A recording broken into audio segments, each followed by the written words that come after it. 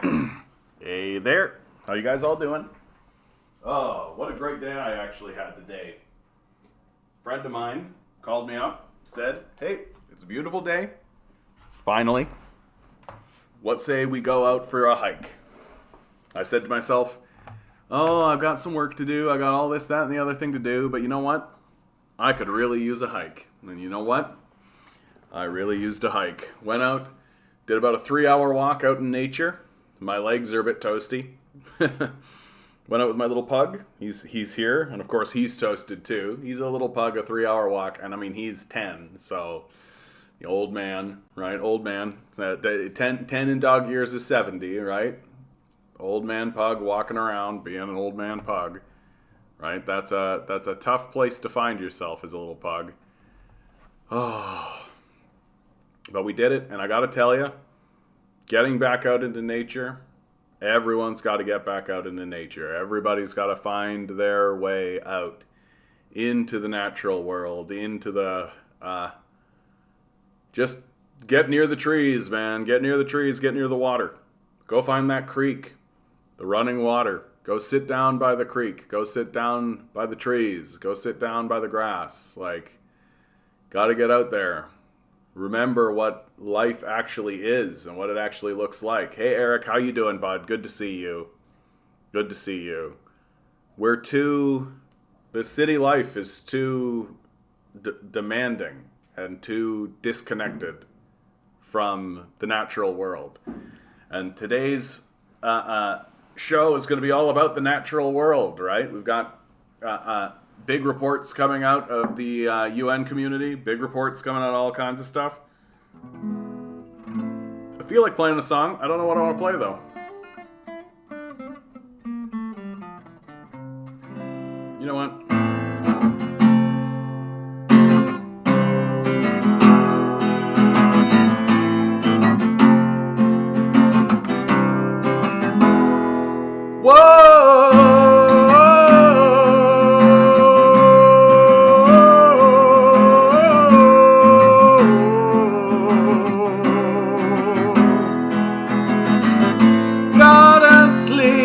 Another month inside this car.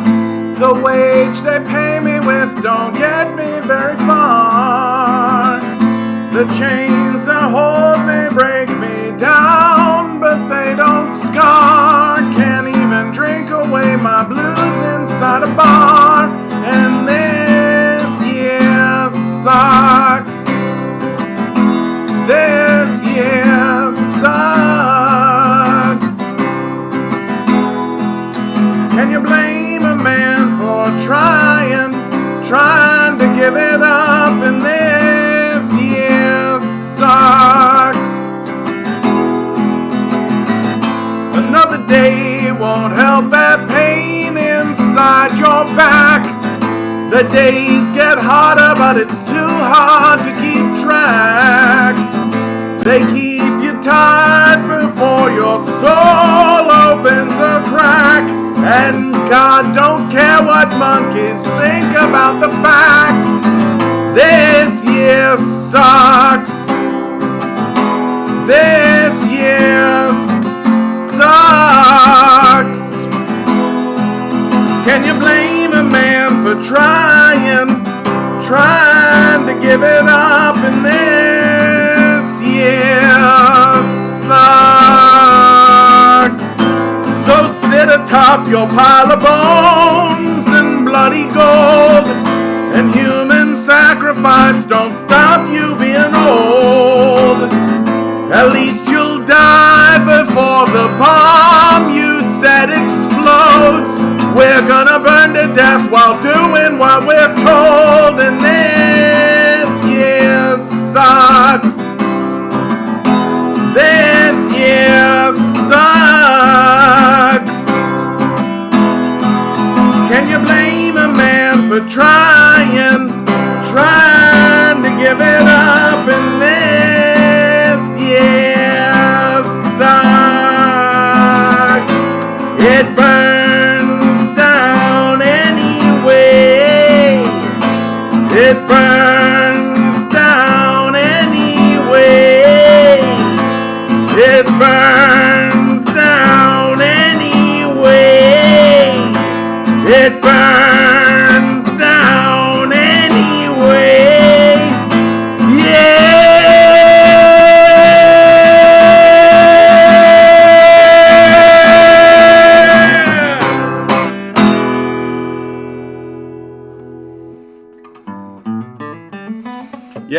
I'd love it if 2020 just stopped. Here we are, year 2 of 2020. It's just not ending, right? That's it. That's life now. That's life. By the way, the IPCC Commission has been continuously censored because they have been explicitly calling for the abolishment of the for-profit system of resource management and support the RBE model. Like, yeah. Hey, Watson, Lonnie, how you guys doing? Dave, of course.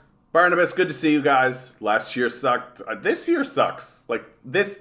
I am going into this summer with the lowest possible expectations, man. If I can get any amount of time at the beach, right? If I can get any amount of time living in the natural world, if I can get any amount of time building any kind of movement whatsoever, I consider that a win.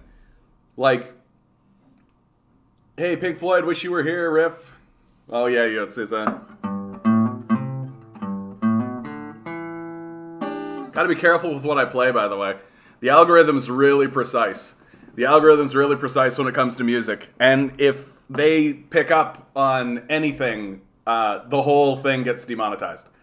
So that's why I can't play Britney Spears anymore. I can't play Soundgarden anymore. I can't do any of that stuff because it just demonetizes the whole thing. And it's like, it sucks. It's such a stupid way to do it, if you ask me. Like, so you're telling me the algorithm can tell that the song is being played and it knows who the rights belong to, and instead of just funneling like the little like 1/100th of a penny or whatever in their direction, they like shut everything down. Oh my God, I completely forgot Islam. Isn't that the way? When I shut it down, what was the name of that? That's so stupid. Tell me the name of it again. I'll search it back up. I promise I will watch it. I completely like totally fucking like complete blank. Isn't that just the best, huh? Isn't it the best? That's ADHD for you, dude. That's like the ADHD brain. Like, it's like, I think I had something to do. Oh well. Click. Incompetence. Yep, that's right, Watson. That's right. How dare you, sir? How dare you? This is a professional channel with professional people who must professionally do their professionalism. I expect more from you, sir. May never be the same. Okay. I'm going to put it over here. And I swear, you know what I'm even going to do? I'm going to take it out of the frame and I'm going to lower it like that. And that way, at the end of the night, when I shut all of the stuff down, it'll survive. Strategies. Here we go. We're thinking. Hey, Major, how you doing, bud? Good to see you. Oh, my goodness, guys. What a day. A set reminder. Exactly. Thank you, Barnabas. So I'm going to start off pretty soft here. Let's do so our place got taken down, which I think is a shame. And it gets taken down for all the reasons you expect, because boobs start showing up. And so people are like, can't see boobs, right? Oh, no, that's a butt, right? That character over there has a penis added. Oh my goodness, can't have any of that. So they get rid of it, right? Because that's how it goes. But here's a time lapse of the Canadian flag, right? And I want you guys to see this and actually really think on this. Like, really put in your headspace. Every single time a pixel is being placed, it's a person, and they have to wait 5 minutes before they can place one more pixel, right?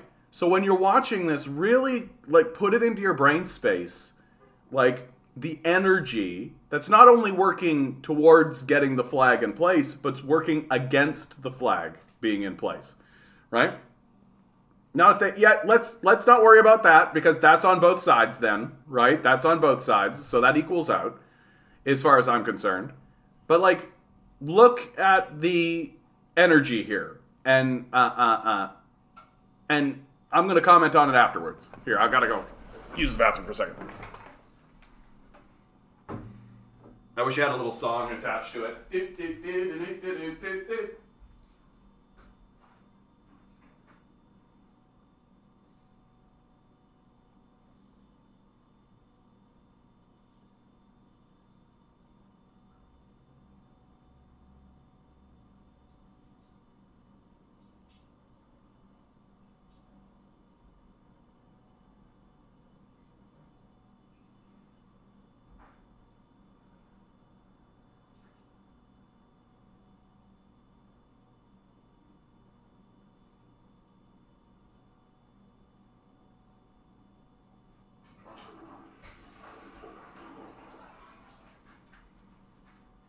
So the question I gotta bring, right? The question I gotta bring forward to this, as we're looking at it. What's with the hate? What's with the hate? Right? Like, what's with the hate here? Like, why is it that people are putting this much antagonism towards Canada? This is the question I'm starting to ask Canadians. Look, at one point it's completely obliterated. They completely removed it, right? And then it gets put back. Like, and then that's the end of it. Well, that's the end of day one, I think. But, like, that's a lot of antagonism. Like, and I understand that it's just an art board, and I understand that it's just an art board on Reddit and all of that, right? But, like, those people could be spending their time on that board doing anything else, right? They could be spending their time on that board doing literally anything else. And the international, to me, it speaks to the international image that is happening to Canadians and to Canada, that we have this sort of idea here in Canada that people love us on the international stage. Like, Canadians are so well respected and so well thought of. No, I don't think so. Right? I don't think so at all. Like, we are looking down the barrel of a gun of our own creation. And I feel like we've got to start being a bit genuine about what is happening here. Yeah, we're Diet America. And in many ways, if you ask me, we're not even Diet America. Like, we give less money to disabled people than the Americans do, for example, right?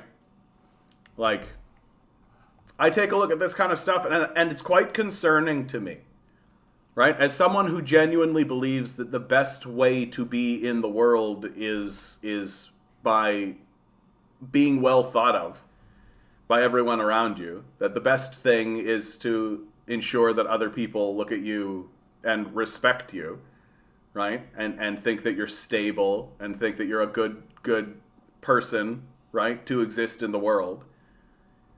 To see this kind of thing, I think to myself, that's very concerning.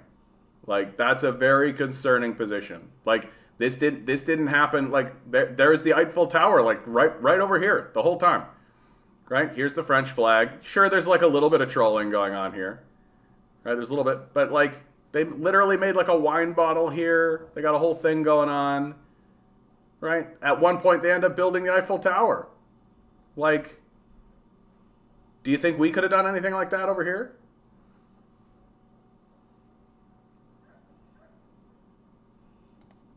Kurzak's video is an example of eco-capitalism. You go into the video you just posted.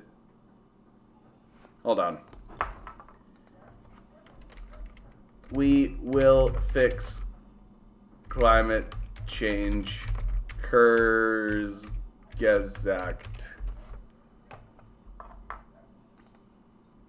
Oh yeah, this guy.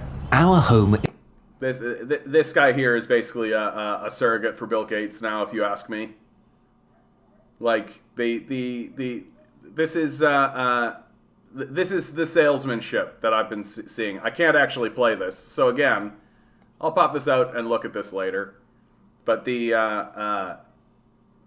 like, there is no such thing as eco-capitalism. It doesn't exist. It's like saying, like, I don't know. That's like saying empathetic psychopath. Like, it simply doesn't exist, right? Like, we can't simultaneously maintain this class of parasitical psychopaths while actually solving climate change. It's not going to happen. Like, literally, it's not going to happen. Like, it's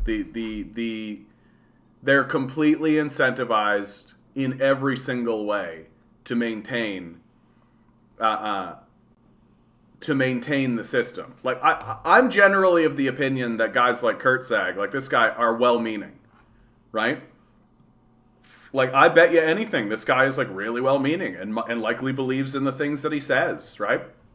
And that you, David Koresh was an empathetic psychopath. I mean, let's not open the David Koresh thing. That whole thing is like a whole ball of wax, dude. Like, you're getting into like Christianity, cults, like all kinds of concepts with David Koresh. And David Koresh is like a wild figure, man.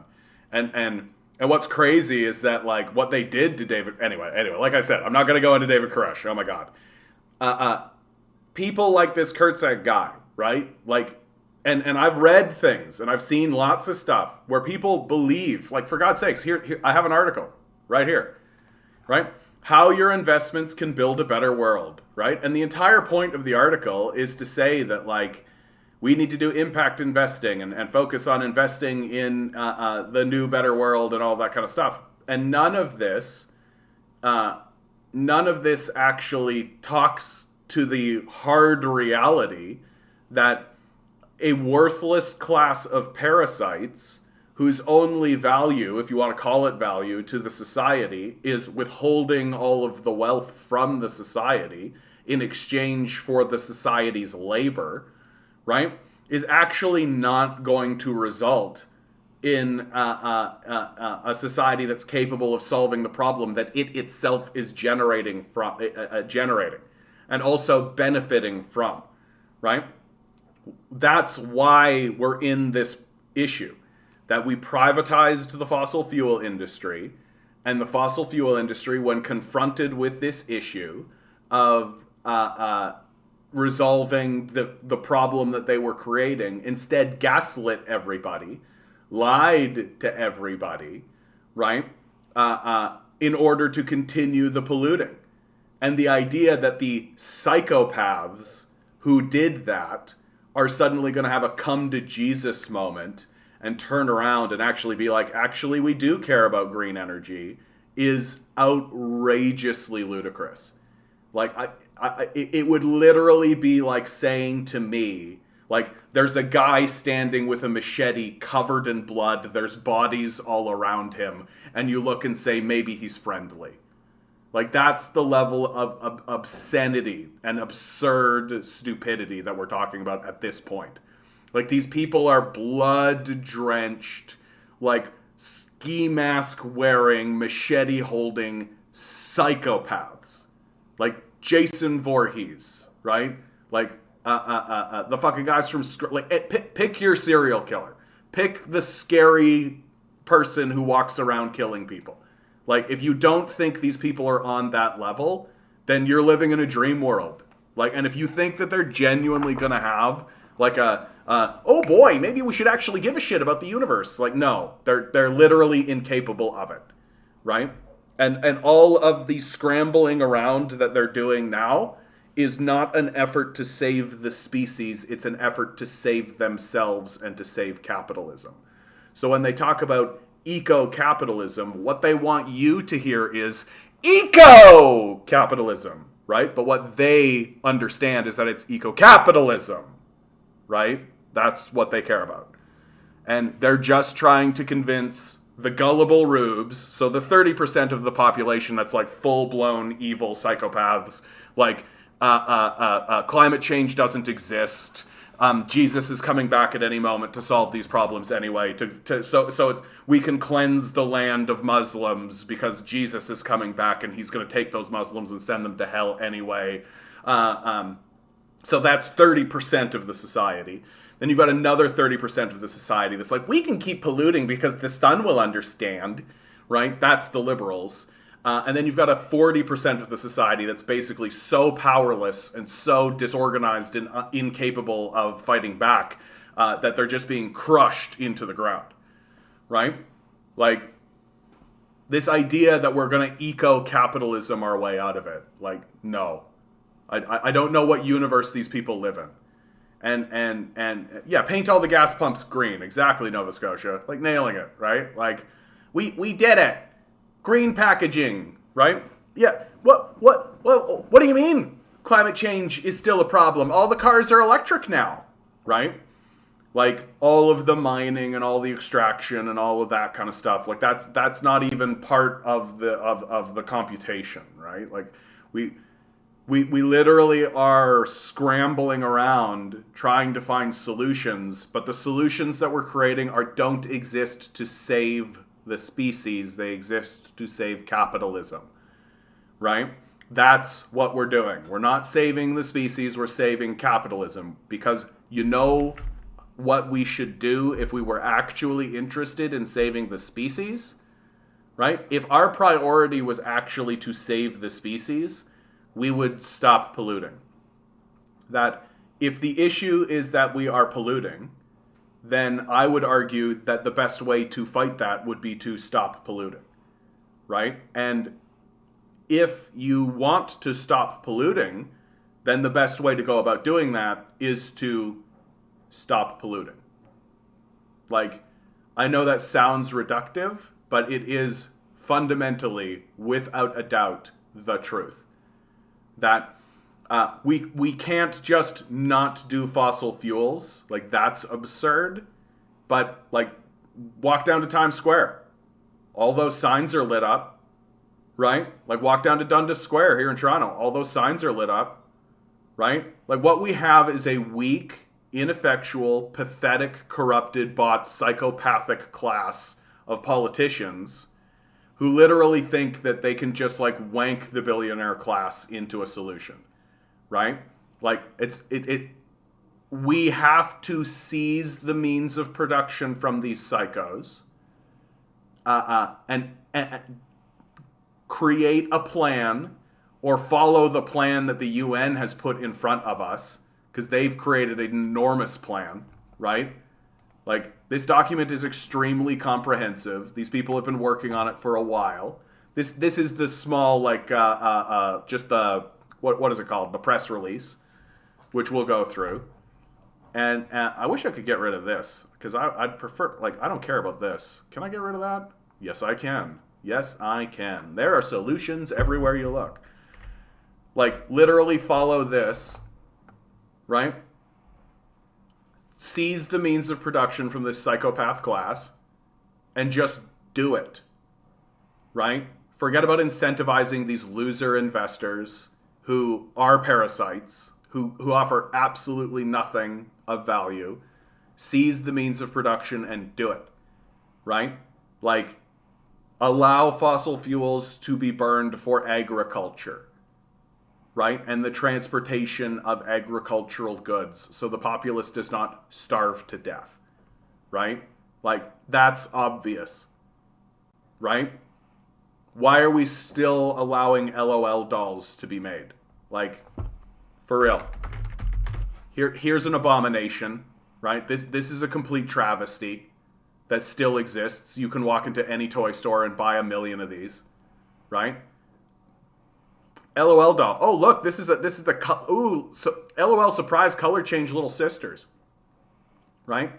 I'm going to talk about these until the end of time, right? Like, if you want any indication that we are a backwards, demonic people, all you need to do is look at the LOL doll, right? LOL Queens. Yes, Queen. So for those of you who are not in the know of what this is, right? This is a little ball of plastic. It's about this big, right? The ball of plastic is itself wrapped in plastic. So you have to tear off a layer of plastic in order to open up the other layer of plastic, which is the ball. So you take that layer of plastic, that goes into the bin. You take the ball, and that goes into the bin, right? And then what do you have? You have a bunch of little packages inside of the ball, which you tear open individually, right? And then all of that packaging goes into the bin. And what does that leave you with? It leaves you with this stupid looking doll. This idiotic little, and it's about this big, right? They've got little accessories and all this kind of stuff, right? 9 surprises, right? Like, if I was a 10-year-old girl who was infatuated with this and my parents let me buy this, and then by the time I turn 18, I'm going to look back on that and be like, my parents were fucking demons. Like, this is demonic. That you are literally allowing little girls to bury themselves in this trash. And that's all it is. It all goes in the garbage bin, including the doll itself eventually, right? Like, I worked at a toy store. I spoke to mothers who had hundreds, if not thousands of these things, and their kids just got bored of them. Like, we are a backwards people. And do you know what happens to kids? Like, I saw this regularly because we'd run out of these, right? Well, the girls that would want them would come in and be like, do you have any LOL dolls? And we'd be like, oh, we're sold out. And you know what would happen? They wouldn't have their heart broken. They wouldn't cry. They wouldn't go like, oh no. They would go like, oh, okay. And then they would go do something else. So this idea that we would somehow, by removing, it would be cruel or something, like, is the backwards crazed way that we're thinking. Like, these things should be removed from the society. And like, and here we are being like, yeah, plastic straws. Let's get rid of the plastic straws. Paper straws, we did it. Yeah, what about Funko Pop figures? Yeah, exactly. Like, this is exactly what I'm talking about when I am talking about the fact, and it is a fact. We do not care about our children. We do not, right? That we are letting our children buy these things to amuse themselves on a temporary basis so that we don't need to listen to them whine. That's what we're doing. So it's really a selfish act for ourselves. Yeah, the children toys reinforces gender norms. Yeah, all of that kind of stuff, for sure. But like, from the climate change perspective, like, we're gonna get buried. Like, I don't know what you need to see anymore. Like, I genuinely don't know what needs to be said. And like, this is why I like Buddhists. Non-materialism is inherently anti-capitalist. Yeah. Like, and what's so absurd is that we've let this go on for so long that now, in order to combat it, we're going to have to do serious and drastic things. Right? Like, we're going to have to seize the fossil fuel industry. Like, we have to. These people are psychos. They're not going to play ball. Right? They're not going to go along with this. They want the world to burn down. It's obvious. They've been doing it for 30, 40 years, if not longer. And we're going to have to seize the fossil fuel industry. We're going to have to seize the agricultural industry. We have to. We don't have a choice, right? We're going to have to create a rationing regime, right? If not something like a basic income, then certainly we're going to have to ensure that goods make it into the populace. Like, we are talking about the full-scale collapse of the society, like, on purpose. We literally have to look at the society that we have structured and say, oh, that's a demon. We generated and created an evil demon that's trying to destroy us, right? It's obvious. We've done it. We manifested from our imagination a god, and that is a god of chaos that is seeking to destroy us, right? And if we don't dismantle it on purpose, it will destroy us. And literally, we are at a place now where we no longer need to worry about the idiotic financial, like these neoliberal losers who are too moronic to figure out basic facts and reason. Like, we have to start doing things. And it's just as simple. And ironically, the things that we need to do is just stopping. Just stop. The only real conversation about what we should continue doing is like, what is actually essential. Everything else has to stop. Has to. We don't have a choice. And it's going to get way worse. It's going to get way, way worse. Yeah. Plastic is literally everywhere now. We cannot get away from it. Yeah, that's part of it too. Like, we're going to be dealing with that for a long, long time. And who knows what effect that's having on us.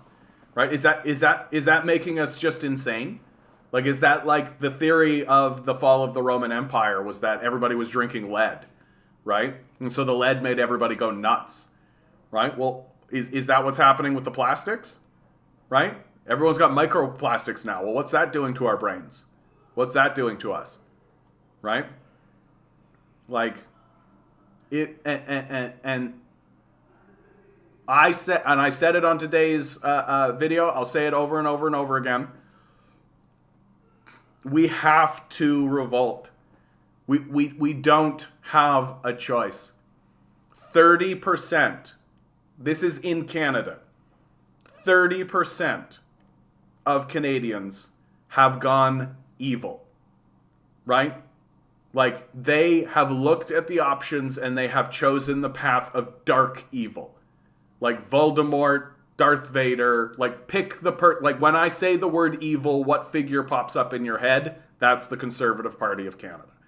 Simply by saying climate change doesn't exist, they are throwing their chips in with a chaos god that is going to destroy us. That's its goal. It's attempting to destroy us. And 30% of us are like, great, that's what I want. Another 30% of the society are willing to accept the most tepid, insignificant, absolutely bare bones, pathetic response from a group of people who are saying, yeah, sure, climate change, for sure, and then walk onto a yacht and spew acid into the ocean. That's the other 30%. And they think that that's serious. And the rest of the 40% are destroyed by those two. Like, this is a very serious moment in our history. A very serious moment in our history as a species. And what's so embarrassing about it, and it is an absolute embarrassment, is that the solution is actually extremely simple. Stop polluting.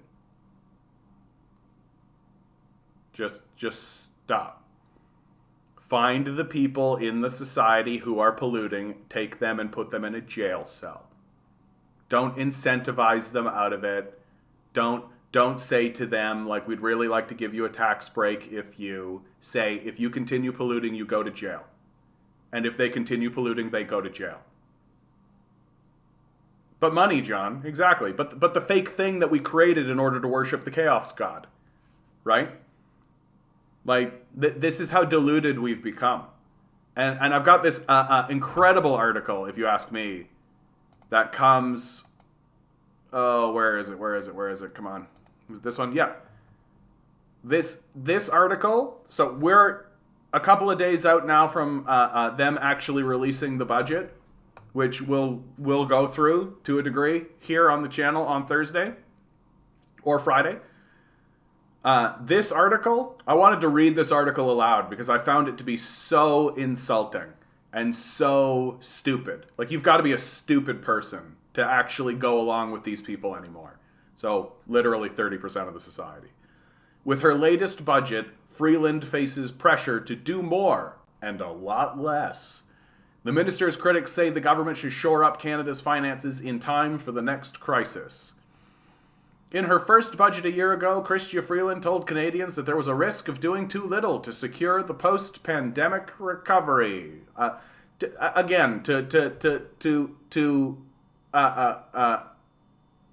To find a semantic connection here, right? Post-pandemic recovery means put the slaves back to work, right?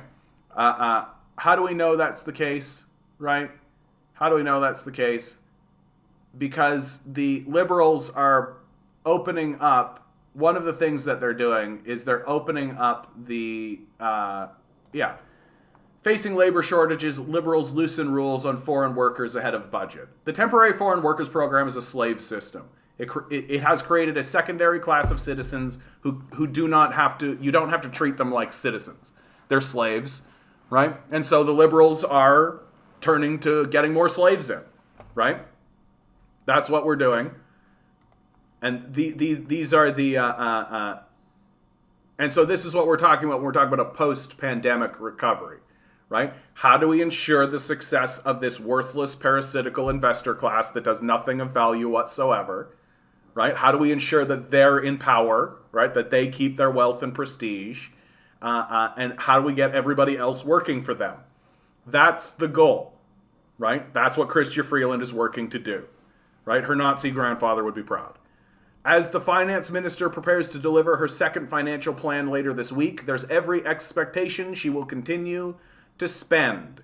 I mean, we we have to spend because we have to get away from this demon god we've created. Between the Liberals' own election pledges on housing, climate change, and seniors, and commitments to pursue universal dental and drug care through the party's supply and confidence deal with the New Democrats, the budget is expected to include billions of dollars in new spending. I mean, the hyper-focusing on this, on spending, only exists because the society is owned by the people who are hoarding the wealth, right?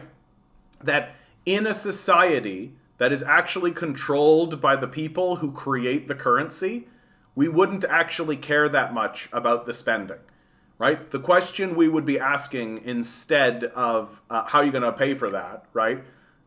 If we were intelligent and actually understood how economics works, so like none of the graduates from our universities, we would ask the question, well, how do you staunch inflation? Right? So you're going to create $1 billion of, in extra money.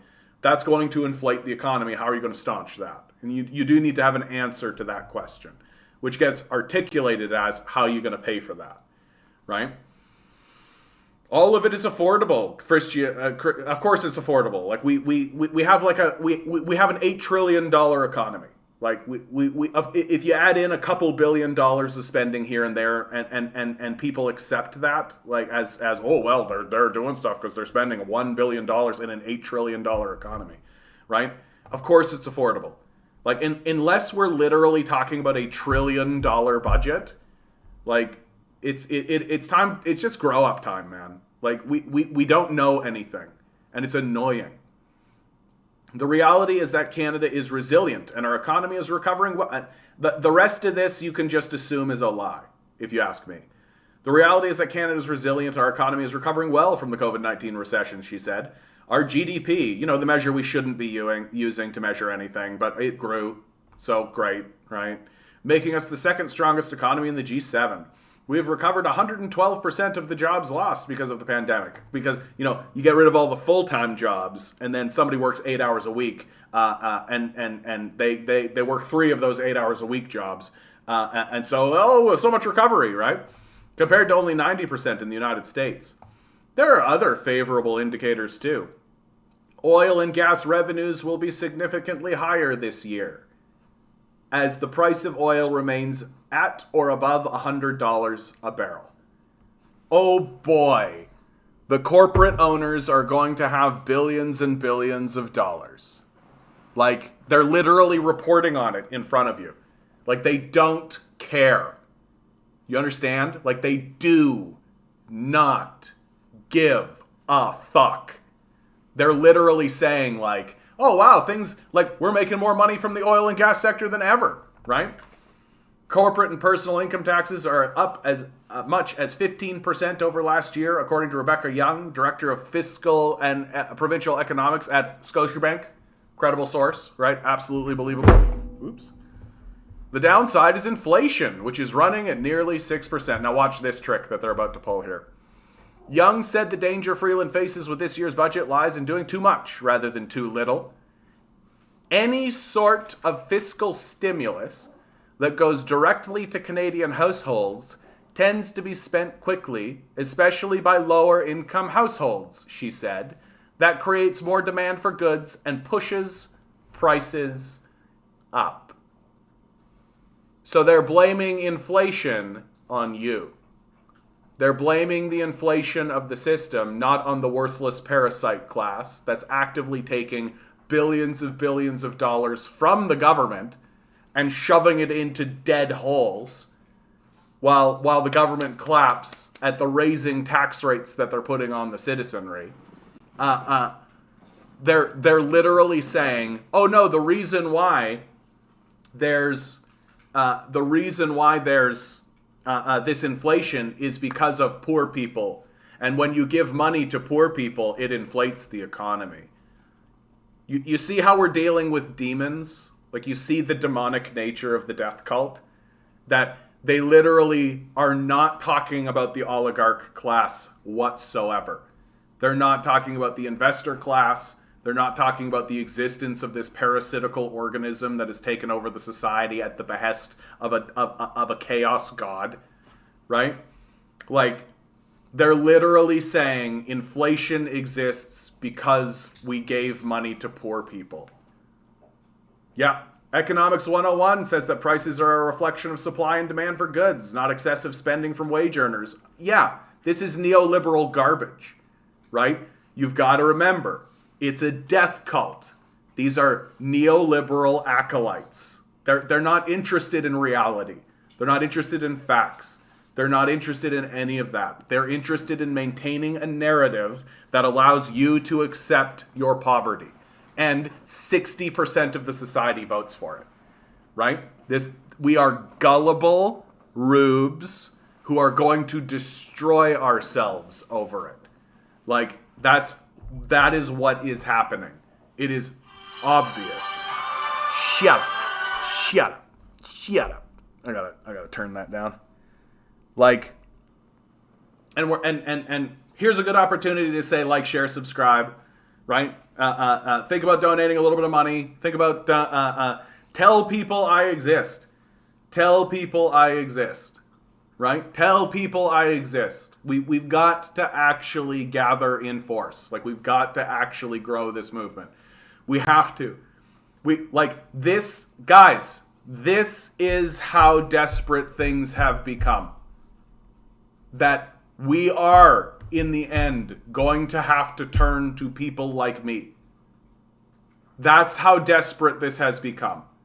That our society has become so fraudulent, so backward, so incapable of understanding even the most basic shit, that it's going to have no alternative but to turn to the voices in the wilderness. It has to. Because these people are frauds. Con men. Actively frauding the society in order to enrich a small group of psychopaths who worship a chaos death god. Like, you can't make this shit up. So what should Canadians expect?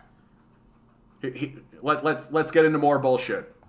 For starters, the budget is expected to include a down payment on the housing promises the Liberals made in their 2021 campaign platform.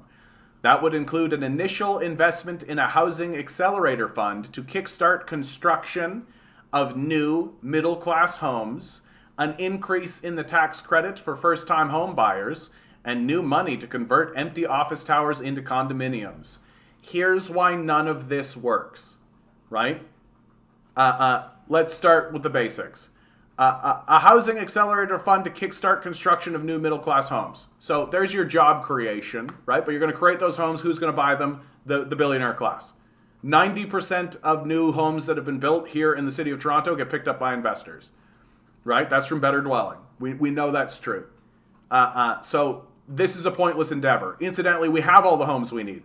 We have more homes than we need, right? But the issue is that they're all owned by a psychopathic billionaire class that's fine with people sleeping in the streets. An increase in the tax credit for first-time home buyers. This fails immediately because if you have a tax credit of $10,000, suddenly the house is $10,000 more, right? That's what happens. So if you give people $10,000 and say, or however much money you're going to give them, well, suddenly the price of the house is that much more expensive. Why? Because the system is run by these psychopaths. Right? They know what they're doing. And new money to convert empty office towers into condominiums. Same problem, right? Same problem. Who's going to buy these, right? The ownership class. They're going to buy them and own them. Like, that's how it's going to work. Like, none of that is actually going to resolve this. In an interview that aired this past weekend on CBC's The House, NDP leader Jagmeet Singh said the negotiations leading to the Supply and Confidence Agreement touched on other measures to alleviate the housing crunch. In an agreement, we included a Bill of Rights for buyers, which would include a ban on blind bidding, which would include movement on foreign ownership and some of the other pressures that are driving up costs, he said. Yeah, the problem is foreign ownership, right? It has nothing to do with our own billionaire class, right? Never mention the oligarchs. Right? What's missing from this article? What's missing from this article? Right? There is no conversation about the oligarch class. There's no conversation about Dave Thompson. There's no conversation about Galen Weston or the Westons, right? There's no conversation about James Pattison, Joseph Tsai, right? These people do not exist. And they are doing this on purpose. They are actively omitting from the conversation. Like, we know the society has polarized, right? We know that the society, in terms of its wealth, we've all seen the graph, right? The wealth is here, and down here are the people getting abandoned. And the goal of our media is to render both invisible. There are no homeless people. There are no hyper super wealthy owners of the society. These two forces do not exist. Everything is just this confluence of economics that are just going like this. There's no decisions being made, right? Like, we are in a scam. This is a scam. And if we don't actually confront it, we will be blown up by it. Very clearly. Like, and it's obvious at this point. Like, if you're still buying into this shit, you are the most gullible person on the planet. So there's a number of components of the agreement that specifically speak to this crisis that'll help people find a home that's in their budget. That should be in the budget because there have been things we have negotiated. So Jagmeet Singh just being like, yeah, we helped, and none of it's going to work because none of it actually confronts the psychopath class. Yeah, there is no war in Ba Sing Se. That's exactly right. Government insiders say the budget will also offer an initial installment to address the NDP's demand for universal drug and dental care for children. Like, here's a buck. That's what that's going to be. Here's a buck, right? We'll give you a little dollar, right? Mission accomplished.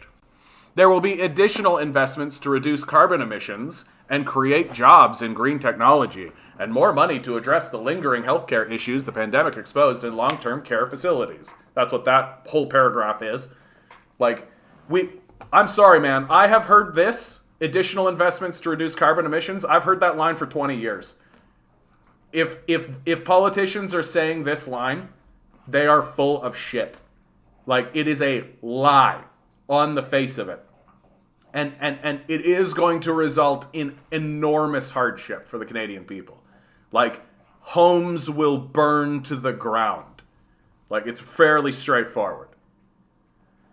Liberals who spoke on background because they were not authorized to discuss the public budget lease said this week's budget marks a return to a normal approach to fiscal planning, right? So the psychopathic death cult is coming back in, right? Abandon the populace. This is the death cult. This is what normal means, right? Abandon the citizenry, right? Let the chaos god rule, and pretend like you give a shit about anything, right? That's what normal politics in Canada is. The agreement with the NDP, which is supposed to prevent another election until 2025, allows the government to move incrementally to address priorities over several budget cycles rather than just one. So here's outright, like, the agreement with the NDP allows the government to not move as quickly as they have to, right? Like, literally, they're stating it in front of your face. We can move slower now. And the only people who think moving incrementally is good are the psychopaths, right? Because when houses start to burn down, all they're losing is their investments, right? We are going to lose our lives. Doesn't matter to them at all. A budget pulled in 3 different directions. But some groups think it's a mistake to use the windfall from higher tax and energy revenue to expand programs when the government continues to run large deficits. Goldie Hyder, head of the Business Council of Canada, like, if you want, like, the fact that they are giving voice to this incredibly, like, this is at the heart of the death cult. Like, these sorts of think tanks are so disconnected from reality, are so embedded in the concept that we should destroy the species, that the fact that they're getting cited in this article discredits the entire article, if not the institution. Like, the CBC is part of a demonic death cult, and the fact that they're platforming this tells you everything you need to know. Like, this is a dangerous psychopathic organization. Said she's expecting a budget document that's gone through 3 evolutions since Freeland's December update. One driven by the pandemic mandate to spend on economic growth, Another responding to the pressure to spend on defense after Russia's invasion of Ukraine. And finally, a third revision inspired by the need to focus on social spending as part of the Liberal NDP Supply and Confidence Accord. We only talk about the spending side of the ledger, Haider told CBC News. What we need to see is an actual long-term growth strategy and the fiscal framework that supports that growth. So to stupid that literally means like long-term growth strategy is how do the worthless parasites keep making money. Like that's the growth that we're talking about. We're not talking about the like infrastructure growth. We're not talking growth about sustainability. We're not talking about growth in terms of improving the situation for the society. We're not talking about growth in those terms. We're talking about the growth of the wealth of the psychopath, disconnected parasite class. That's what this is. And it's just being openly stated, and nobody's supposed to be like, aren't you guys worthless? Yeah, they completely are. He said he believes that some of the higher than expected revenue should be used to pay down debt, while finance officials insist the debt to GDP ratio will continue to decline. Haider said that's not going to be enough to restore investor confidence, right? That's who he cares about. The worthless parasite class, right, that is responsible for this mess. The demons who worship a death god, right? Investor confidence is what matters. Instead of incarcerating that class, taking the means of production away from them and resolving this crisis that they created, right? We're looking for a fiscal framework that shows the government understands that it can't just keep on spending, he said. Yes, the government can. Like, that's the government. It can. Why? Because it creates the money. The only people who lose out if the government keeps spending are the psychos. Like, do we know what the next crisis is? Do we know when it will be? How ready are we for it? Because there's always another crisis and we have to get ready for it by getting our financial house in order, because the goal is to exploit the crisis to make more money, right? That's the goal by these psychos. What they should be doing is holding the line. Scotiabank's Young estimates the budget will include as much as $70 billion in new spending to green the economy. This is just greenwashing, right? Like just like slap stickers on stuff. Yeah, your car's electric now, and that's better because we used, 5 times the copper and had to mine 10 times more resources, and that actually in the end pollutes more, but I guess in the long term you're not actually burning direct gas any longer, but you are on the power grid now, but it's like a decline of like, so instead of polluting like 10 tons, now you're polluting 9.5, so it's a technical improvement, I guess. Like that's literally what we're doing now. To kickstart pharmacare and dental coverage, and to shore up the military, the number one cause of climate change, right? Which, we don't give a shit about our kids here. She also advises caution. Of course she advises caution because she understands what's at play, right? She understands that we're talking about the wealth of the worthless parasite class, right? So caution, whoa, you can't just eliminate the worthless parasites, right? You can't just overwhelm the system that's loaded with parasites, right? You can't flush the parasites out. The uncertainty caused by both a war in Europe and a pandemic that continues to ebb and flow makes it hard to predict what the economy will look like 2 or 3 years from now. So the best thing to do is ensure that the economy is completely chaotic, right? The best thing to do when you're in a hard to predict economy, right, that ebbs and flows and shifts and changes and is full of uncertainty, is to infuse it with more uncertainty, right? That's the thing to do. There's definitely a difference between what they should do and what they are likely to do, she said. What they should be doing is holding the line and not spending any more over the short and medium term. I mean, a complete psycho, right? Like a complete and total psycho. Literally do nothing.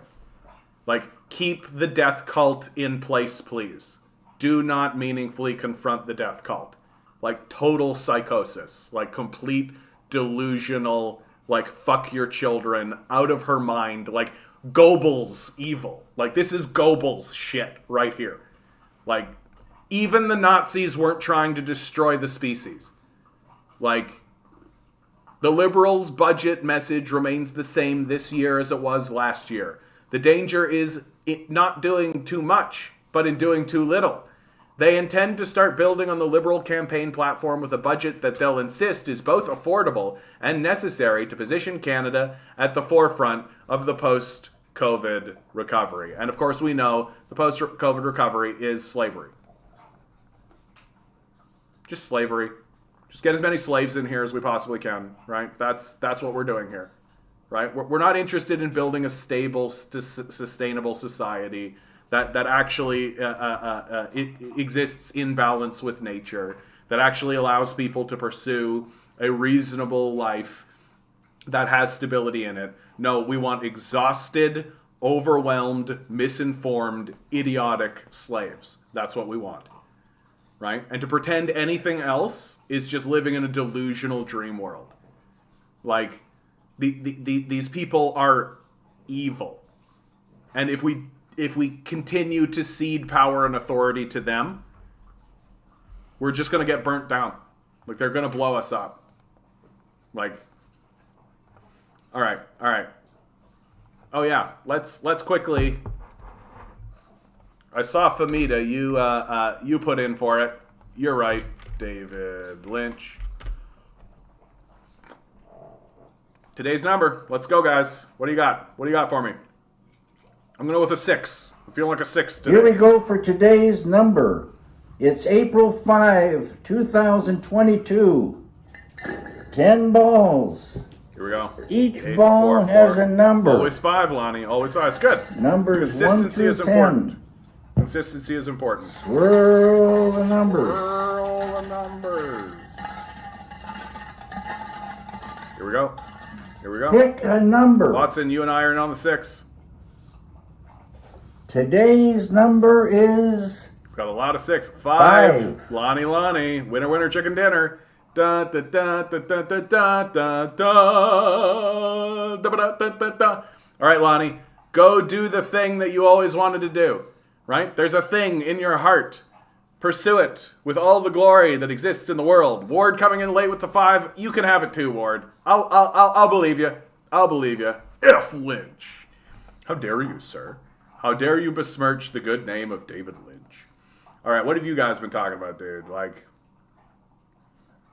the French election, now would be a good time to read Trotsky's essay, Bonapartism and Fascism. Macron is the Bonapartist, by the way. Capitalism is nihilism in practice. Yeah, I mean, like, capitalism is generating the most insulting shit I've ever heard in my life. If people have if people have food and shelter taken care of, they'll just sit around and do nothing. Like, go fuck yourself. That's the most insulting shit I've ever heard in my life. Like, get completely fucked. Neoliberal ghouls from the Fraser Institute, the Canadian Federation say that shit, yeah. Capitalism is psychopathy in practice. The billionaire class isn't national at all. It is international now by nature. Waving the flag about foreign owners is empty nationalism gaslighting by sock-dem cowards. Yeah, that's right. Like, the billionaire class can, if we literally, like, overwhelm the system and throw these guys out, they just leave. Which is what we should be aiming at. Like, when these guys say, well, then we'll pull out our capital and leave, we should be like, great. That's exactly what we want. Get the fuck out of here. TCHC in Toronto is the biggest landlord in Canada, but yeah, just talk about foreign investors. Yeah, exactly. Forget about the guy that owns like 30,000 houses. Toronto Star, Pierre Poilievre and Justin Trudeau have more in common than you might think. Yeah, they're both highly detached haircuts that probably like to do blackface, right? Like, don't worry, we'd probably be wiped out in nuclear war before climate change gets us. That's the positivity I'm looking for, Tinker. That's the positive attitude, right? Hey, you know what, guys? We gotta stop worrying about climate change. We're gonna die by nuclear war before that happens. Always keeping it positive, Tinker. I appreciate that from you, bud. Former Unifor boss Jerry Diaz under police investigation. Corrupt union boss that was nice to Ford over NDP. Yeah, really? What? Wish aliens would just come and wipe us out. They're not gonna do that. Like, if aliens came down here, I think that they would study us to be like, wow, a species that's annihilating itself. Oh, okay, cool. Like, let's study this. This is interesting. Like, and it is. It's extremely interesting. Like, if you take the outside view of it and detach yourself from it, from the like the emotional aspect of it, and just analyze it as if you are above it, right? It's fascinating what we're doing. Like, we are annihilating ourselves. Do other species operate this way? Has there been a species that seeks its annihilation in this manner? And there is is it supposed to go down this way? Like, I actually love George Carlin's perspective of this, right? That George Carlin said that the goal of humanity was to get plastic for the earth, right? That we got the plastic. Here's the plastic. It's on the planet now. That's what the planet wanted, and so now we're done, right? It doesn't need us anymore, and so we're gonna wipe ourselves out in this big conflagration, and the earth is gonna continue with plastic, right? And then what's it gonna do with that plastic? We don't know, right? That our perception of what might be done by the plastic infusing itself with the earth is beyond our comprehension, right? That we're not intelligent enough, or intelligent at all, frankly, to figure this out. Like, if we had any intelligence whatsoever, we would just simply not destroy ourselves, right? Like, that's what an intelligent species would do, but we're not intelligent. Yeah, all of that is code for bleed them dry, yeah? The PPC must be licking their chops over this, yeah? Well, and the conservatives too, dude. Like, honestly, I no longer view the PPC and the conservatives as very different any longer. That the existence of the PPC has swayed the conservatives back to the right. They had their moment with Aaron O'Toole, where Aaron O'Toole tried to move the party into a more centrist position, right? Which the Canadian people rejected, incidentally. And rejected for obvious reasons. They're still a psychopathic death cult. Like, they're still trying to destroy the species. And now the conservative position is basically like, okay, we cede. The PPC is the way to go, right? And you can see it with somebody like Candice Bergen, for example, the interim leader. Some of the shit that she said is insane. She has said insane shit in the House of Parliament that should make you go like, oh, like, this is these people are like, Candice Bergen is Umbridge, right? Like, she's just like a total demonic loser, and she's the fucking interim leader of the Conservatives. Goldie Hyder was a Harper shill, yeah. Long-term growth equals austerity to pay for the upward wealth transference for the last 2 years, yeah. Jets gotta fly, do they? Do they? Yeah, green electric cars. The power grid has been privatized, by the way. Exactly, right? That's the other part of it too. Right? It's not like the power grid is it's gonna go into a national power grid or anything like this, right? Like, the decline of our civilization is insofar as we have a civilization, is going to be extremely serious. Like, and everyone's gonna be confused by it, but I'm gonna be sitting here being like, yeah, like, what do you think? What do you think, man? Yeah, 1 billionaire dies, we get 2 to 3 slightly less rich parasite, yeah. Hold the line on spending is what the Harper government did to transfers for healthcare. Awesome, yeah. Capitalists are the Night King and his army. I would argue that the capitalists are more like the Lannisters, right? That they're just like psychos who are ruling by fiat, right? Nobody really needs to... nobody can really challenge their authority. And, you know, like... The Night King and his army are like a force, right? They're like a true force. And it's difficult to actually talk about this seriously because the story has not yet ended, and the ending that they gave us in the actual show is so bad and unworkable that it's no longer credible art, right? It lost its credibility, and so you can't really use it you can't really use it as a credible analogy for anything because they just gave up on it. China has a zero COVID policy. We have a let her rip COVID policy. Yup. Notice I senpai sonic tiny comrade. Barnabas, you're my biggest simp, dude. Like, I love you, bud, but like, you're so obviously the big simp, bud. heart to you, Barnabas. Love you, bud. You ever think about the term escaping poverty? What other things do humans escape from? Traps, prisons, war zones, and yet this describes our economy, yeah?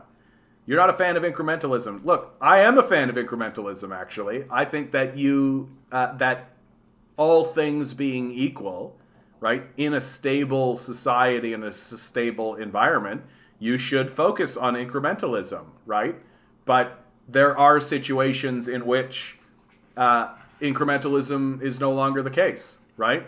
Like, if someone comes at you with a knife and is trying to stab you in the chest, you can't confront that incrementally. There's no incremental way to deal with someone stabbing you with a knife repeatedly, right? You either defend yourself or you die. That and that's the situation we find ourselves in, right? We find ourselves in a situation where there are psychopaths coming at us with knives, right? We defend ourselves or we die. And you can't do it incrementally, right? That we have to be as radical as life itself. And what is life doing to us right now?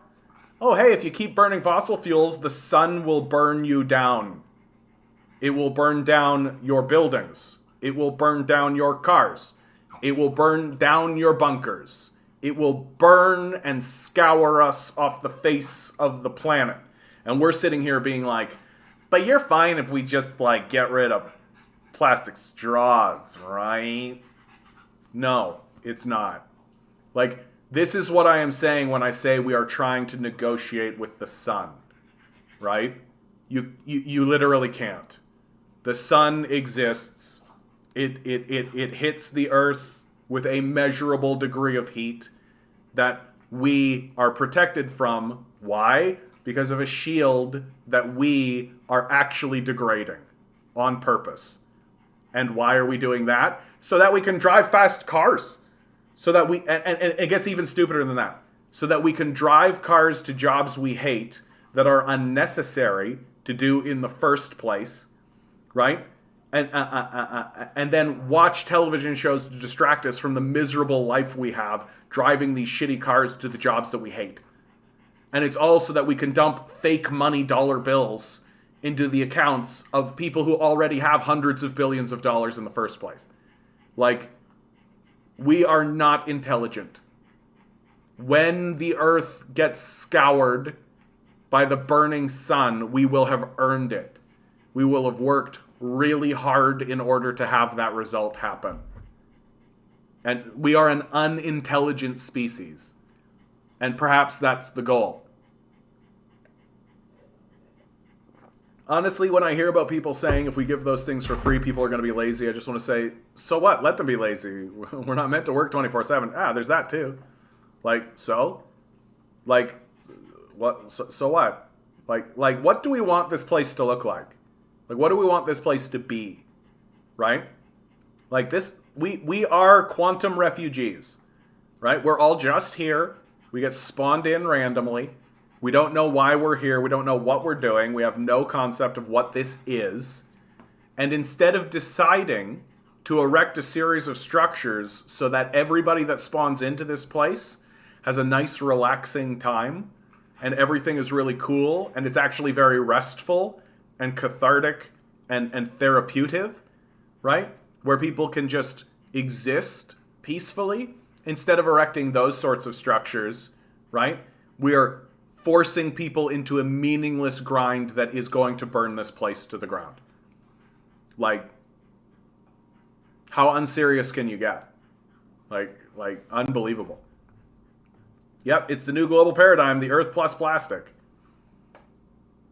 Well, and we know that mushrooms eat that plastic, right? And so what are they doing? Are we going to end up with a bunch of mushrooms that have like these plastic infused like capabilities that they didn't previously have, right? And then a bunch of animals are going to eat those plastic infused. And then suddenly you're going to have a bunch of animals that are going through the evolutionary process, having consumed a lot more of these plastic infused mushrooms, right? And the plastics will have built themselves genetically into the code of the system. And so you're going to get new life forms built on these whole ideas while this is all going on, while human civilization is just scoured from the earth, right? And new life forms are going to start to spring up. And maybe we'll actually get some intelligent life out of this in the end.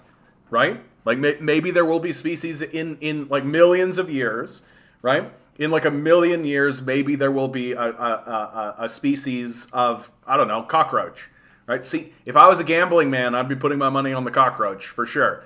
And maybe these cockroaches will actually be intelligent, right? Maybe they'll look at the situation and be like, oh yeah, this destroys us, let's not do it. And all the other cockroaches will go, agreed, yes, we shall not do the thing that destroys us. Yes, we are here to survive. Like, that would be the intelligent thing to do. We don't have that. We're not intelligent. You want to come up, buddy? You want to say hi to everybody? Yeah, you do. It's Pug. It's the Pug. It's the Pug. It's the Pug. Mr. Puggles. Mr. Pugs. Yeah, we are primates running around with guns and computers in our pockets. That's exactly it. Like, that's exactly it. And like, what do we do with the computers? Right? Pornography mainly. Right? No judgment on that, by the way. I think that's fine. But like, you know, pornography and video games. Hey, who's giving me $10? Lonnie, for winning the daily number. How sweet of you. You know, we should turn that into a tradition. The winner of the number has to pay me.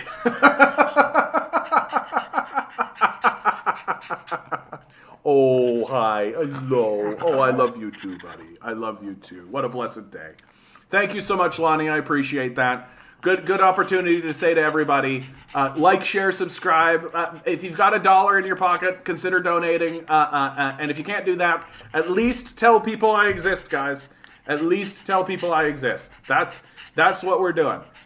I actually had I was listening to another streamer talking about streaming on the platform, and I've been feeling a little bit like grumpy and down about, you know, about this channel and all this. And the person said, if you have 20 people listening to your stream, you're doing very well. You're actually in like the top 10% of streamers if you've got 20 people listening to your stream. And the average on this channel is beginning to crawl up to 20. And at the end of the night, most nights I hit 20 people listening at any one time. So that actually means that this channel is doing very well, and it's especially exciting because I haven't really been doing this channel for that long. For those of you who have been here since the beginning, looking at you, Ward, right? Like, how long ago was it that I was just doing walk-around videos on my walk home from work, right? And now I'm doing a live stream. It's been very short order. And so if that growth continues over the next year, right, God willing, oh, well, another $10, my goodness, who's helping me? Watson. Are we going to discuss Marxist readings, kid? Okay, what do you want, Watson? What do you want? Like, you're here to talk Marxism, bud. You're here for the hard Marxism. I can tell. What are we talking about here, dude? Like, do you want me to actually read them aloud? Right? Like, I feel like my analysis in regards to Marxism, right? Like, I think part of the problem is that I think a lot of people have done this, right? Like, I don't know that I've got anything new to add to the conversation, and that's why I focus more on daily analysis, right? We could discuss Monty Python clips. Every spam. Yeah. But I mean, Monty Python were for sure, they were for sure Marxists, those guys. Like, the Karl Marx, Monty Python, Karl Marx. Like, they for sure, come on, yeah, that's the one we're talking about. Like, hold on. No, this is Karl Marx, right? Is this somebody else? Is this somebody else? I always thought this was Karl Marx. But this is somebody else, isn't it? Who is this? Uh-oh. Who's W.G. Grace? Anyway. Yeah, I always thought it was. Yeah. No, it's him. They've said so. Okay. My bad. Okay, I recant. No, that's God talking to King Arthur. Oh, good. Yeah, Watson, correct. Hold on. Let's go back up here. Thank you so much for your donations, guys. I really do appreciate it. Oh, that's so nice. Hold on. Twinkies and cockroaches. I'm a fungus guy. Shrooms for love. Absolutely. Rah, Rasputin. Do you know about Q theories? I have a dear neighbor that keeps sending me very cryptic stuff. Nazara, Gessara. Dude, like, the Q conspiracies are, like, I get it. Like, I understand these guys. I really do. Like, I understand these guys. And I understand them because I went into that rabbit hole myself when I was younger. With the 9/11 shit. The 9/11 was, like, the thing that kind of sent it down that path. But, like, we don't need a conspiracy. Like, that's the thing that's so annoying about the Q people. Like, we don't need a conspiracy. Like, it's all in front of us. You literally, like, this article I just read, for God's sakes. Like, they're being very open about it. Like, there's no secret. You know? You don't need this big conspiracy about, like, who the globalists are. It's like, yeah, we know. Like, of course they are, right? Have you seen the Q Honest Government ad? They're great. Oh, I'll take a look at that one. Constitutional peasants. Oh yeah, that scene is great. Where, like, they're talking about sword distribution is no way to choose a meaningful government. That's not the quote, but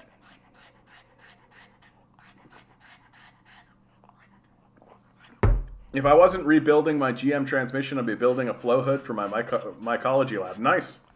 My ex was actually huge into mycology, just huge into it. She loved doing mushrooms and all this. Yep. We got Doug Ford announces Ontario will hike minimum wage to $15.50, like right before an election too. Like, it's so, like, you can it's like Scrooge McDuck trying to win an election. Well, I didn't vote for you just because some watery tart handing you a sword ain't a system of government. Yeah, dude, that's so funny, man. No, the Monty Python stuff was what I think more about Monty Python, and what I think Monty Python was really successful at doing is, like, they are in many ways a Dadaist expression, right? I talk about Dadaism all the time, but, like, groups like Monty Python and the energy surrounding Monty Python is really a way to destroy the monarchical way of thinking, right? That, like, people are still pro-monarchs, right? But a good way to defang this kind of thing is to make fun of them, right? And that's what Monty Python does in many ways. They make fun of high society, aristocracy. They make fun of all of these things. Isn't that right, Milo? Isn't that right? Monty Python makes fun of all kinds of people in the world. And we've got to start doing the same thing. Like, these people deserve our derision, our overwhelming mockery. Well, Ward, thank you so much. Oh my goodness, what a beautiful day today is, right? Everybody chipping in, everybody doing what they can. I appreciate that so much, guys. I really do. Oh wow, I feel blessed. I feel so blessed. Okay, buddy, I'm gonna put you down. Okay. I know. I love you too. Okay, down you go. Down. I know. Ugh. Blackadder was another great series. Absolutely. Well, because Blackadder really took the piss out of the concept of war, right? Like, Blackadder was, and what I actually think they could do another series of Blackadder and place it in today's environment. Right? I think that would be a very bold decision for them to place Blackadder in today's political environment and show, like, and that was always sort of the shtick of the show, is that it really showed how similar it was, right? That, like, you had, like the oh, I know, peanut butter, bud. John, do I donate here or on Patreon for the Discord? The Patreon is how you get into the Discord for sure. Just even $1 on the Patreon would do it. But yeah, you can feel free to donate as much as you like, and we'll get you into the Discord ASAP. Famita, absolutely. Listen, strange women lying in ponds distributing swords is no basis for government. Supreme executive power is not derived by a mandate from the masses. Is derived by a mandate from the masses, not some farcical aquatic ceremony. Yeah, like. Ugh. I know, buddy. I know. Peanut butter. This guy over here. He's really killing me for some peanut butter right now. He's picking up the vibe. He's picking up the beautiful vibe of what's going on. And okay, hold on. I am going to go help him. Sorry, guys. I know you guys just donated a bunch of money, but I gotta help my dog. So let's put on a nice. You know what? I love the China walks. I do. I adore these. I think that these are absolutely lovely. If anybody would like to see any walks from any other countries, right? Because I just put on the China walks because I think they're beautiful and interesting. I wonder if there are others from other countries or anything like that, right? Okay, we're gonna put this on. Perfect. 1 second, guys. Sorry. Be right back. Okay, my guy.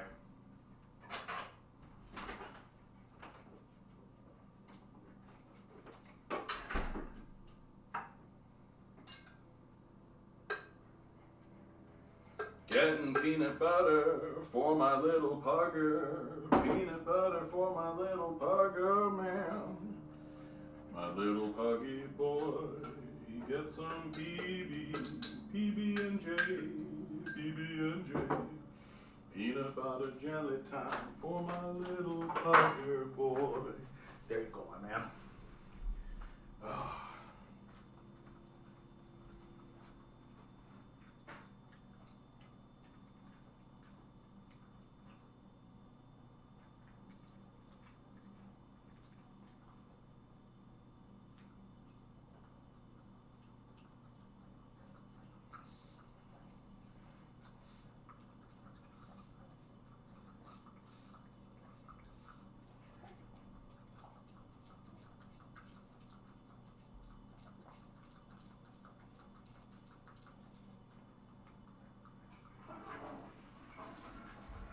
Oh my god, this stream is so derailed.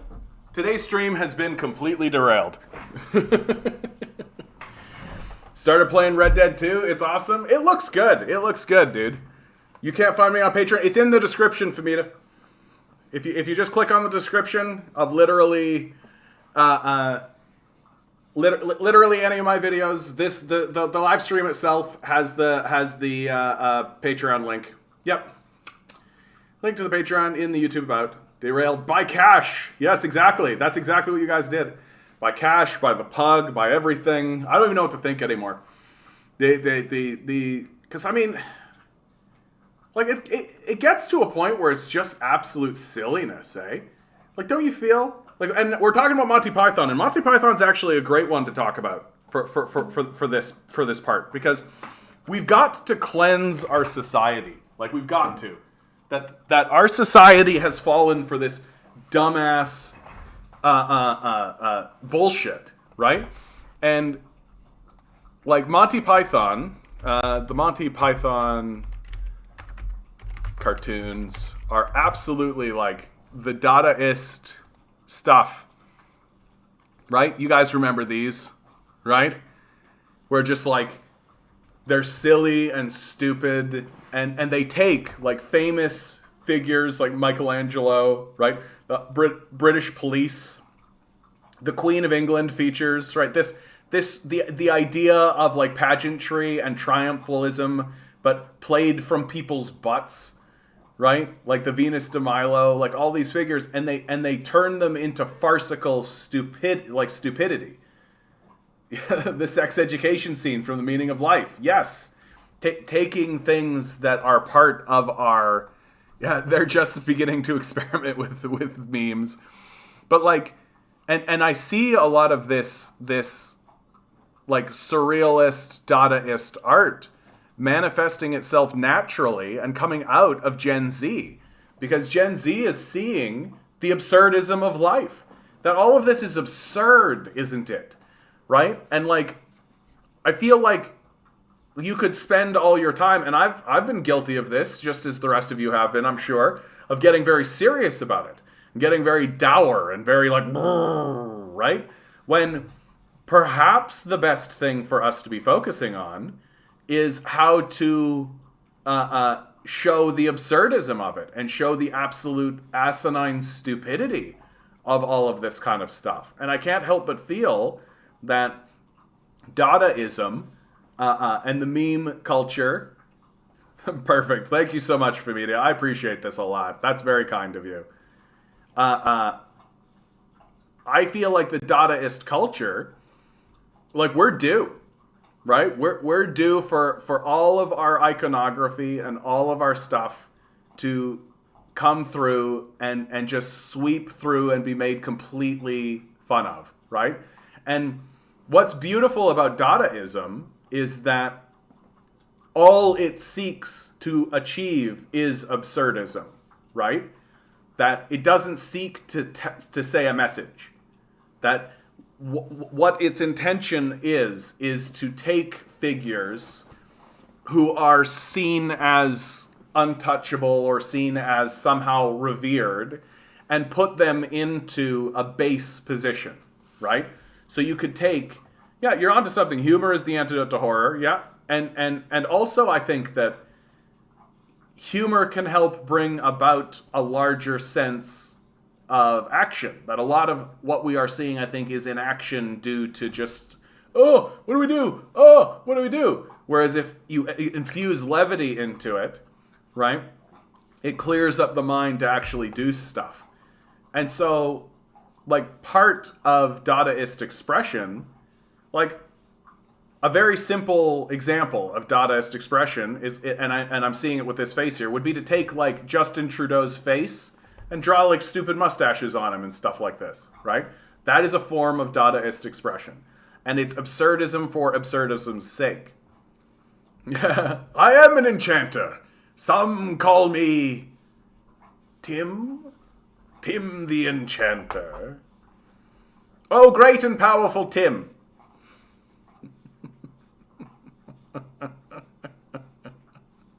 Yeah, dude. Oh yeah, the Mona Lisa for sure. Like, and this is something that I think the society is going to, has already begun to do, right? Like, if I were to type in, like, Justin Trudeau memes, like, you can see, memes are an expression of this, right? They're an expression of, at this time, we are only accepting COVID from the US, none of the rest of the world at this time. Yeah, perfect. I love Tim's flamethrower in that scene, of course. No, dude, that Monty Python and the Search for the Holy Grail. Well, thank you, Famita. I appreciate that. I honestly, I appreciate you guys like you wouldn't believe. I say this all the time, that like, I know people who have done live streams like this, and they open and close to nobody, right? I know people who have done that. I know people who have had that experience. I have never had that experience.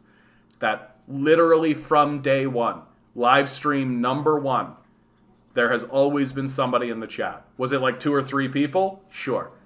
And very quickly I learned, I'll send it to you. Because they're going to send me a thing, Famita, and then I'm going to send you a link. That's how it's going to work. And now for biggest dickus. I wish I could show these clips. I really do. Like, I can't show any of these clips, right? Because that's how my channel, that's how it gets demonetized, right? Which, it super sucks that that's the case. Like, and Monty Python is like just brilliant absurdism. And if you're in for the absurdism, you're in. And if you're not, then it doesn't make any sense to you whatsoever. And like, take a look at how they treat like the aristocracy, right? How they treat like the wealth and prestige.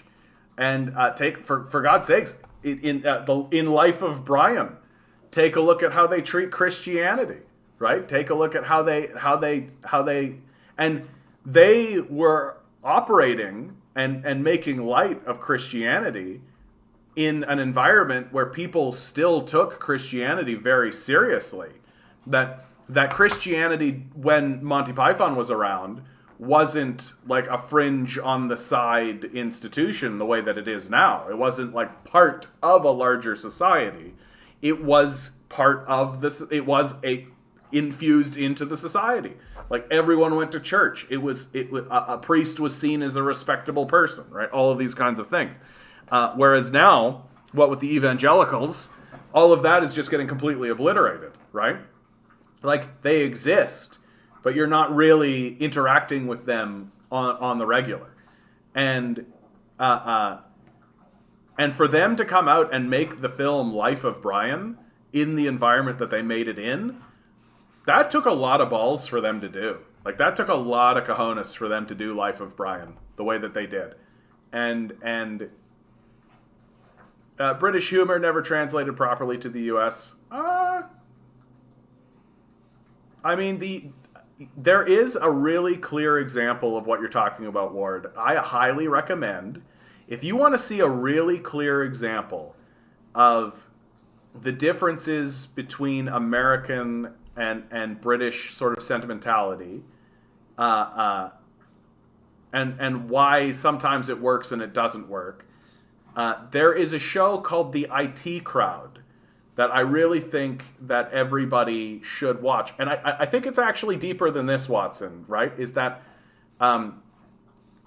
America is trying to maintain the legitimacy of the corporate culture, while the British are not, right? Like, and if you watch this show, The IT Crowd, right?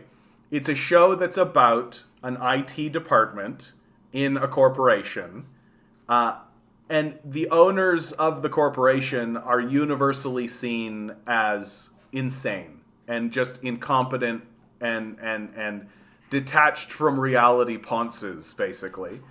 And the IT guys are like frustrated nerds. And in Britain, there's this real understanding, and you got to think about the actor system, right? The system of theater that exists throughout. Like they entrench themselves in Shakespeare, right? And they take that very seriously. Like you can go to the Globe Theater, right? Like so. The theatrical tradition that exists in Britain is taken very seriously and quite credibly. It's why some of the best actors are coming out of Britain, right? Like, and are British actors, because they actually take it seriously.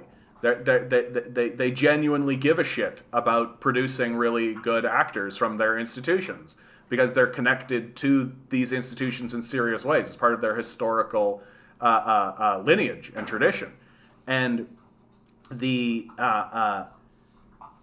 understand that you don't need beautiful people.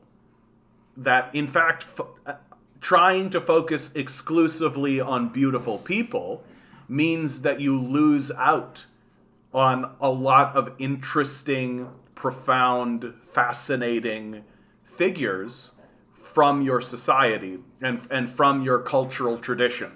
If all you do is try to focus on a look, on a beautiful person, on a pretty person, then you're never going to realize the potential of somebody like, let's say, Benedict Cumberbatch, right? Would anyone here actually say that Benedict Cumberbatch is like a handsome man, or a man that we would consider traditionally handsome, right? No, I don't think so. Right? We think of people like Hugh Jackman or like the hard-jawed, like kind of those sorts of people are the beautiful men and the beautiful people. Benedict Cumberbatch is kind of a weird-looking guy, right? You can kind of put a beard on him and do some makeup and make him look like a Doctor Strange sort of figure. Oh, Milo, put his Kong somewhere and make it work. But like, he's not the traditionally beautiful person. And then, but because they've done this, you end up with profound and interesting performances from from really interesting actors and people. And you can also see it in their teeth, right? Like in America, everyone needs to have straight white teeth, right? And studios will pay lots of money to ensure everybody has straight white teeth. But on British television, everybody's teeth are just normal teeth. And so this gets made fun of as being like, oh, British teeth are all crooked and all this kind of stuff. It's like, no, they're just normal teeth, right? Because they're not Hollywood teeth. Because they're presenting something that's more close to real. And so this manifests in this show called the IT crowd, right? So the IT crowd, right? And you can see it just in the posters, right? Here's the cast, basically, right? Pretty normal looking people, right? Pretty normal, like regular looking people, right? Going through kind of screwball comedies. I highly recommend this series, by the way. If you want a good British television show, like a good show that is genuinely funny, full of heart, really good if you're one of these like nerdy sort of antisocial types, right? But then you take a look at the IT crowd American version, right? So they kept Moss. And they kept Moss because he's the kind of oddball guy. Here's your cast now, right? That's fucking Jeffrey Winger from Community. So literally, like, they got the most handsome guy ever, right? And then look, there's the woman. So like traditional, beautiful fox blonde, right? I say fox blonde because that's like what it is, right? And then on top of that, so in the British version of the IT crowd, the corporate people were crazy. Like they were detached, rich, princely ponces, essentially. Like one of them at one point literally jumps out of a building window and commits suicide, just randomly almost, because they're so overtly detached and crazed, right? Whereas in the American version, they tried to take all of that and twist it into sure, it seems crazy to you, but we're actually doing it to teach you a lesson and to improve your life. Because subservient, like, so instead of pointing out the absurdity of the corporate hierarchy, instead of pointing out the stupidity of the higher-ups within corporate hierarchy, the American show attempted to reinforce the corporate hierarchy, right? In my view, it's incredibly worth an analysis of, like, first of all, just watch the IT crowd because it's a good show, right? It's just good. And then they only did the pilot of this because it sucked. For obvious reasons, everything I just told you. Like, literally casting, like, a handsome dude to be, like, a frustrated IT nerd, it, like, doesn't work on the face of it. Literally on the face of it. And you can see how detached... Brooklyn Nine-Nine is a great example of this, in fact. It's cop propaganda, right? It's a way to humanize the police force. And Brooklyn Nine-Nine is loaded with the kind of stuff that I talk about all the time on this channel. Like, acknowledge people's frustrations, acknowledge that events occur, right? So, like, a corrupt police officer, right? They'll have an episode where there's a corrupt police officer, but it's always presented as an individual case. And that there are, in fact, good cops, right? And those good cops are the protagonists of Brooklyn Nine-Nine, right? That they're working for the benefit of the people. Like, they're the good cops, right? We can't condemn the whole system because of a few bad apples, right? And Brooklyn Nine-Nine actually was very fascinating after the death of George Floyd. They had a season after the death of George Floyd where they actually addressed the points that I'm bringing up. That few good or a few bad apples argument is not really taken very seriously. But it's all done just to acknowledge your pain. I hear you. I hear what you're saying. Now let's keep going along without any reforms or change to the system. That's the goal of the Liberal Party. That's how liberals work, right? That's liberalism in a nutshell in these days. I hear your pain. I acknowledge what you're saying. Absolutely everything you're saying is correct. 100%. We concede that point. I agree. You're right. Now let's make no changes and carry on. That's liberalism, right? That's how they've operated with the climate change issue. That's how they've operated with all of these issues, right? Indigenous rights, all of it. I hear your pain. I acknowledge your suffering. I'm with you. We stand together. Now, let's continue forward with no changes whatsoever. You're a liberal. Very simple. You're a liberal. Yeah, corporations are the new lords, dukes, and counts. Oligarchs are the new kings. Yeah. I mean, corporations are not the new lords, dukes, and counts. Like, if you want to be specific, right? Corporations are the new kingdoms, right? That a corporation is a kingdom. And that the lords and dukes and counts are the managerial class within that kingdom. The oligarchs, and the oligarchs are the kings. It's a little bit different. It's not a direct one-to-one because the formation is slightly different. Like, oligarchs own pieces of the kingdoms, right? That the kingdoms exist as corporate entities, right? But oligarchs only own pieces of the kingdoms.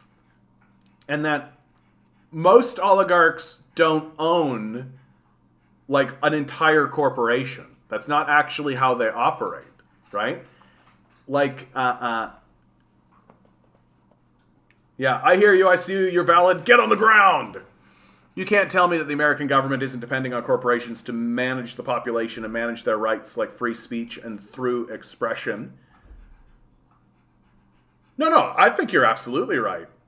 Well, but because the American government is in the thrall of corporate power, right? They work together. That the American government exists so that corporations can have a negotiation with each other.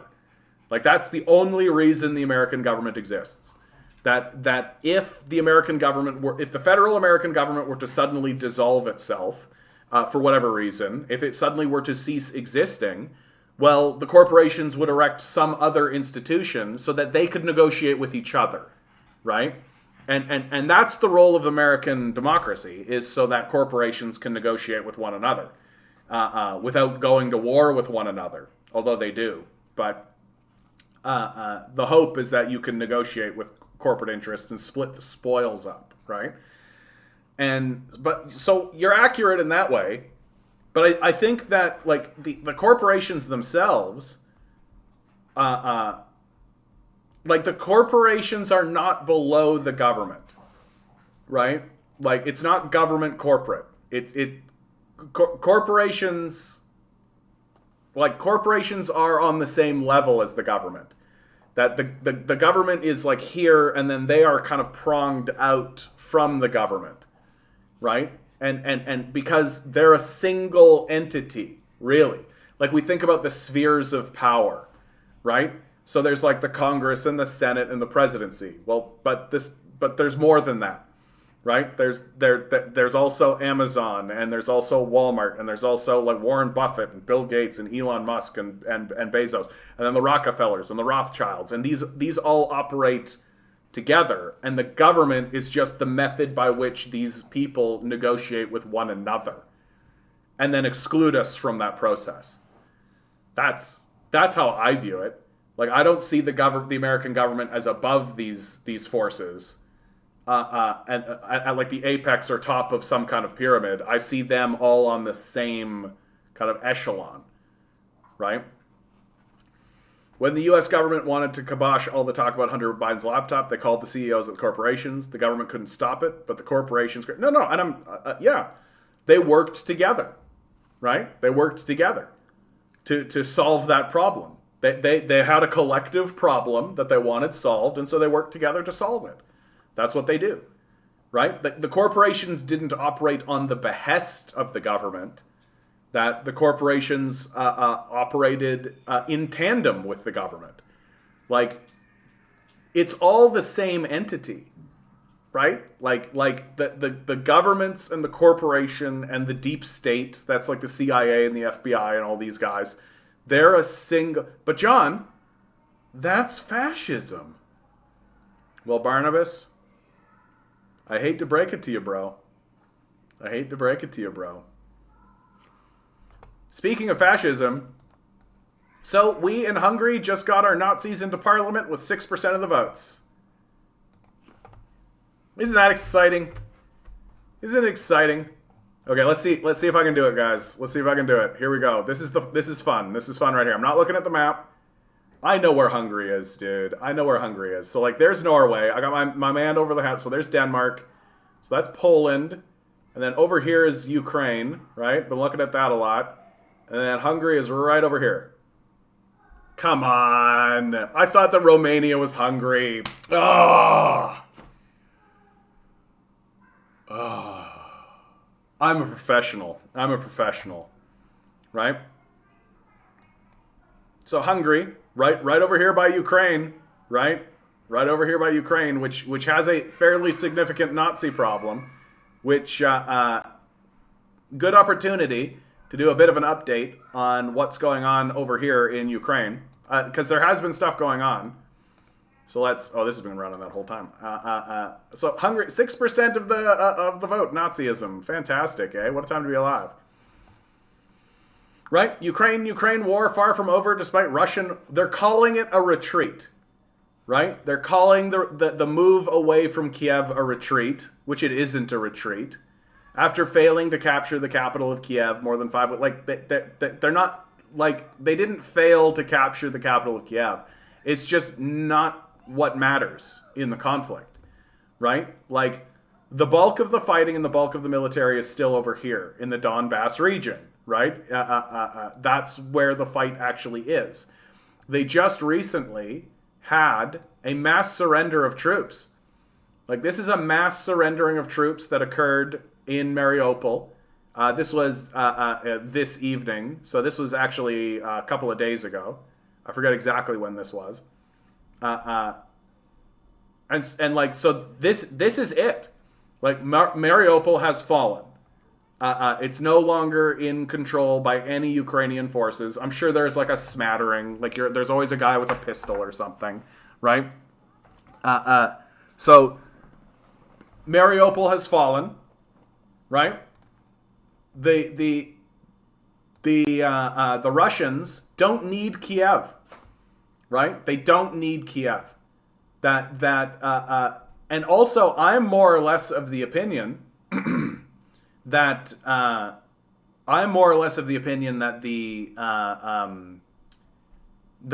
bulk of the military in Ukraine is finished. Like, they don't want to fight anymore. They see the writing on the wall that they would like to surrender. That's what they want to do. They would like to surrender. But they can't surrender. And why can't they surrender? Because the Nazis won't surrender. Right? Like, that it's up to the Nazis to actually lay down their arms. It's up to this bulk here. Right? And it doesn't matter what anybody says. It doesn't, like, people, they don't listen to Zelensky. They don't care about Zelensky.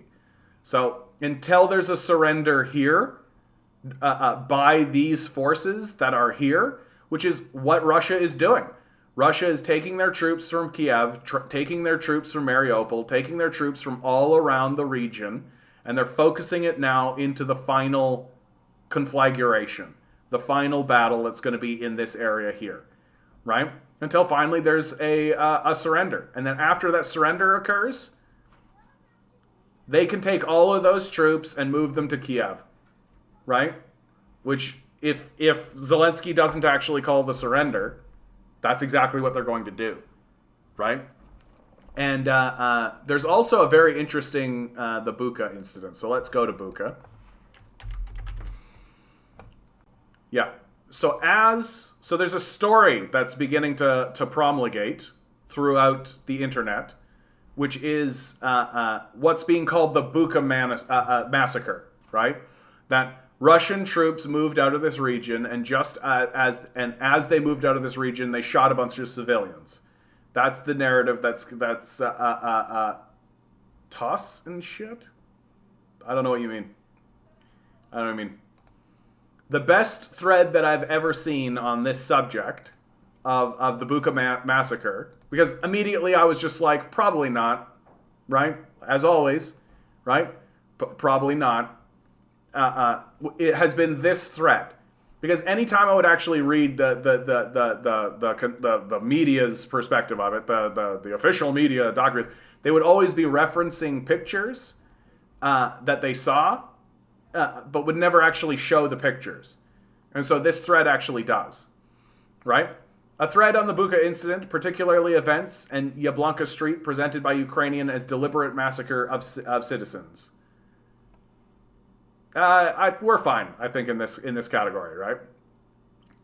Article has appeared in the New York Times. Like, we're showing an article from the New York Times, for God's sakes.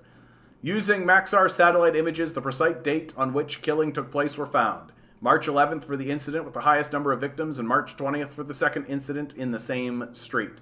So they're showing satellite images of the bodies in the street. 1, 2, 3, 4, 5, 6, 7. 7 people is a massacre. During this time, according to public sources, was firmly under Russian control. This is also supported by the fact that some civilian victims were wearing white sleeve bands, which they wear in Russian-controlled areas. Here are satellite images from Maxar showing the mortar impacts and other damage from shelling came at the same time. So the official narrative that's coming out of Western media is that these people were killed by Russian troops as they left the region, whereas the photographic evidence is showing you that no, there was shelling. Like, we have shelling impacts here around these areas during this period of time. Don't you think the shelling of this area by Ukrainian forces against Russians might have something to do with dead bodies? Don't you think that might have something to do with it? Burned minivan, 3 knocked off by the explosion. Mortar impact not visible. Another picture where impacts from shelling can be clearly seen, right? Many ask why it was not reported before. This Ukrainian blogger mentions that there were no internet or mobile connections when he stayed in Bucha, and he had to get news about the situation in Russia's. Yeah. The New York Times article itself avoids the hard topic of absence of visible gunfire wounds, preferring to state that causes of death are unknown, but vaguely admits the possibility of them being killed by shelling, right? So, like, this is a very clear example of manufacturing a story, right? Like, they're manufacturing a story, they're falsifying a story to create a false narrative. And the thing about the story that I think is the craziest is, why would the Russians do this? How would this possibly benefit them to actually do this in Bucha, right? And this story is beginning to promulgate and gain traction. Why? To distract people from the reality that Mariupol just fell, right? Like, what has America been saying this whole time? The Russians are failing. They're retreating, right? They're retreating from Kiev, right? That's what they're doing. They're retreating from Kiev, so they're failing, right? It can't possibly be that, oh, Mariupol has fallen. Kiev is not a credible military threat, right? There's no real military buildup around that region. We went in there initially hoping for a quick resolution, but that's not going to happen. So we might as well take those troops and send them over here and then crush this, right? This is the fight. This is the real fight. And hopefully this fight is not bloody, is not scary, is not as devastating as all that, and ends in a surrender quickly. That's what I would hope for. That's what I hope. That's what I think the Russians hope for. The real question is, how long can these guys hold out, believing that this is a winnable position for them, right? Yeah. As far as I know, Mariupol is the only place that Russia decided to raise the Russian flag. I mean, this is actually a fairly major victory for them. And also, Mariupol has a lot of history in this conflict, right? It's where the Azov Battalion was, right? You've got massacres that actually happen here, right? So they're and this is in the Donbass region. You can see here's this line here. That this whole region that includes Mariupol is going to become an independent state. And let's not fool ourselves, right? It's going to become like a Russian surrogate, right? Which, I mean, you could make the argument that Belarus is very much like that too. So, and I mean, for God's sake, I don't feel bad about that. You could make the argument that Canada is like that to the United States, right? So that's fine. So to me, the question is simply, how much more blood are the Ukrainians willing to spill? Like, that's really what it comes down to. Because what the Russians want is a surrender. They want to see a surrender so that they can enforce this this becoming its own independent state. Crimea being acknowledged as part of the state of Russia, and get them to say they're never going to join NATO, right? Yeah, I think you're right, Watson. I think you're absolutely right. If the fall of Berlin is any indication, the Nazi types will hang on until they are totally annihilated. Yeah, but one thing that's actually really there's a little shred of hope in this is that they did surrender in Mariupol, right? That Mariupol is where the Azov Battalion was, and they did surrender. So that gives like a little shred of hope to the situation. That one hopes that as the situation gets more serious and more dire for these fighting people in the Donbass region, that they will finally capitulate. Like they've lost their supply chain. They can't get bullets. They can't get batteries. They can't get shells. They can't get food, right? They are running out of supplies. That's the hard reality and the hard truth of what's going on for these Ukrainians. And moreover, right? They can't communicate with each other. Communications have been knocked out since the beginning of this, right? So the communications that exist so these guys are literally living in this area disconnected from everyone. They don't know what's happening, right? They don't know what's happening. They don't know Mariupol has fallen. Maybe they do, but it's been by word of mouth, right? Like, all they're gonna know is when a bunch of Russian troops show up on their back flank. Because there's a bunch of Russians over here, right? And now you're telling me a bunch of Russians are moving away from Kiev and they're moving into this area? And so these guys are surrounded. Like, they're totally surrounded. And like, it's, one hopes for a resolution like what happened in Mariupol, where it comes to a surrender. That's what I'm hoping for. And because I just think that like it's for the benefit of everybody that Ukraine simply surrenders, that the war goals of Russia are acknowledged and met, and then the Ukrainian people, along with the new Donbass Republic, right, as well as the Russian people, as well as the Belarusians, as well as the Moldovians, right, all move on from this, right? Like, I think that is what is best for everyone. But until the Ukrainians finally call the surrender, it's just going to be more blood. And there does have to come a point where the Ukrainians really understand, like, NATO's not coming. Like, they're not going to help. Like, not in any way that's going to be significant. Not in any way that's going to change the result of this, right? Like, the Americans aren't putting boots on the ground. The Americans can't get goods to the people who actually need it, right? Zelensky claiming post-war Ukraine will emulate Israel. Jesus Christ. It's funny because that's a good description of the way they've behaved in East Ukraine for the last 8 years. Yeah, that's right, Gino. You got it, bud. Yeah, I suspect the Nazi types also know what awaits them if they do surrender. Yeah, I mean, I am actually more or less of the opinion that the Russians have all the Nazis they need to make the point they want to make. So, like, I think the Russians want a quick resolution. They always did. They've always wanted a quick resolution to this. The last thing they want is a quagmire. That's the last thing they want.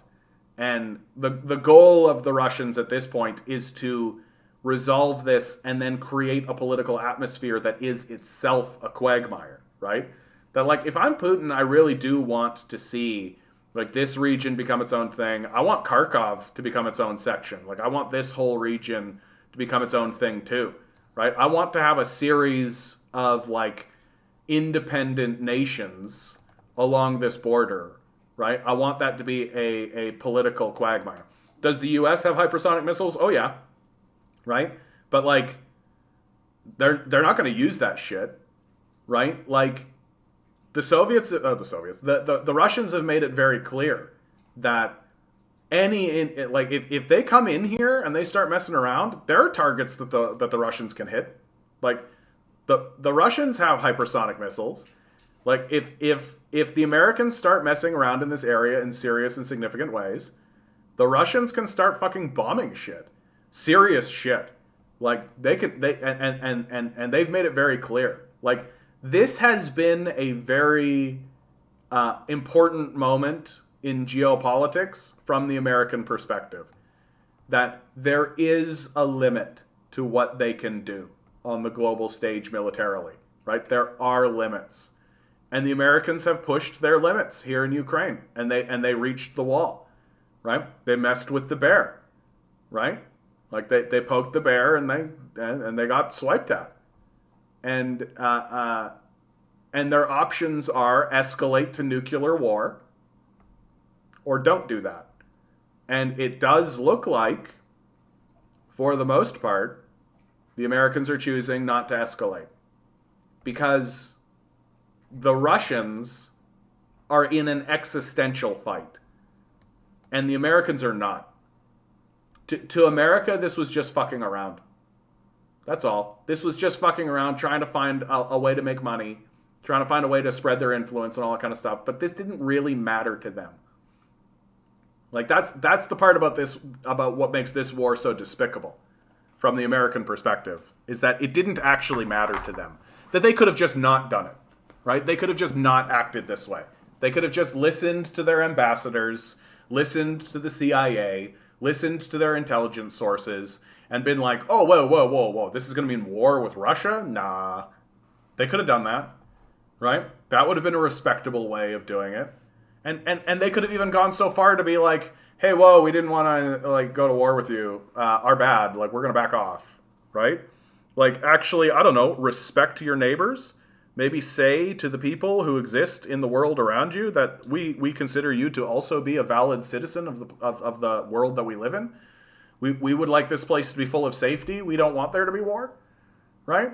But the Americans do want there to be war, right? They love war. Americans fucking love war. Are you kidding me? This period of time has been an enormous boon for the media, right? They've got all their ratings, right? Ratings are sky high. Everybody's so happy that there's something to talk about, and everybody's eyeballs are on CNN and Fox and all these places. Everybody's talking and chatting and doing all this kind of stuff. And it's because Americans fucking love war. They love it, right? Like, as America encircles Russia with missile defense, the threat of MAD eventually dissipates in favor to America. Mutually assured destruction. I mean, yeah. I don't think anybody is in, like, there is no favor there. Like, it's an irradiated hellscape. Yeah, and the U.S. not picking on a tin pot Middle East dictatorship here. Yeah, like, you can point to the Russian military and say, like, it's fallen behind in certain ways, and, like, it doesn't have. So, for example, one of the big questions that people had at the beginning, and myself included, was why isn't Russia using more precision bombing, right? Like, they have air superiority, They don't have air supremacy, but they have air superiority. Why aren't they using more precision bombing?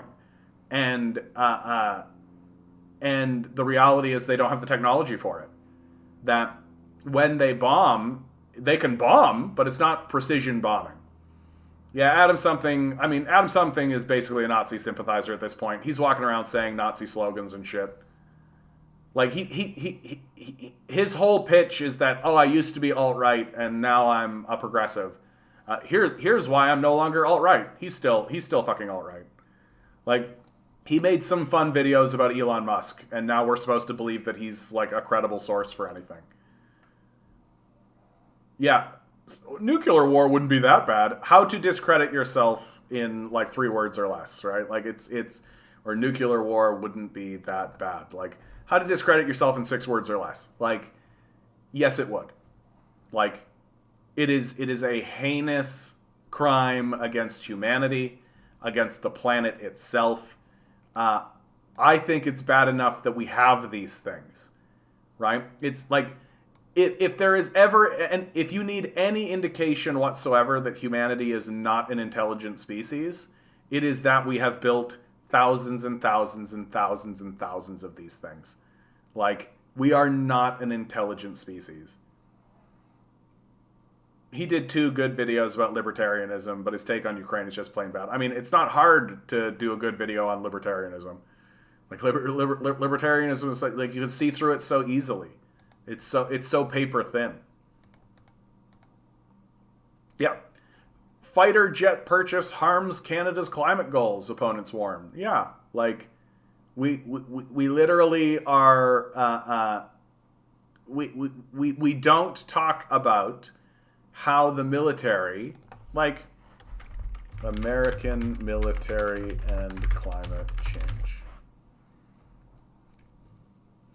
In 2019, a report released by Durham and Lancaster University found the U.S. military to be one of the largest climate polluters in history, consuming more liquid fuels and emitting more CO2s than most countries.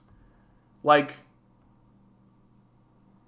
the American military, the militarization of North America, right? Like, we're literally going to destroy ourselves while saying we're doing everything for our national defense. Like, when are we going to realize that our infrastructure burning down because of climate change is a national security issue, right? Like, when are we going to actually put together that we are, in fact, destroying ourselves with this? That military spending increase likely, right? Like, here's the national defense, public services, correctional services, like.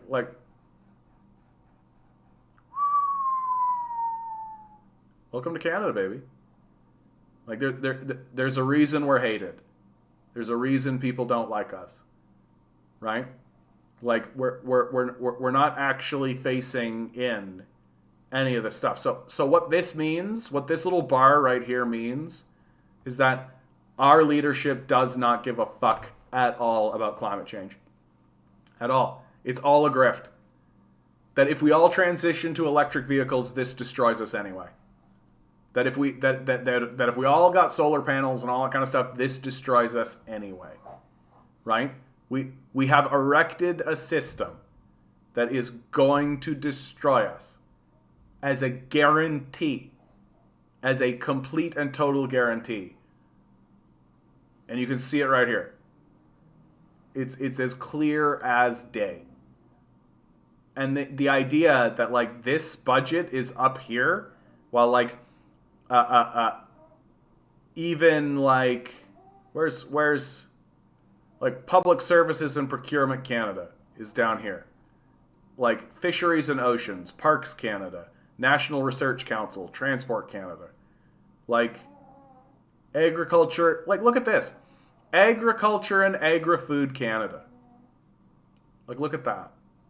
Like, we spend this much on on eating, on food for ourselves. We're spending this much on war.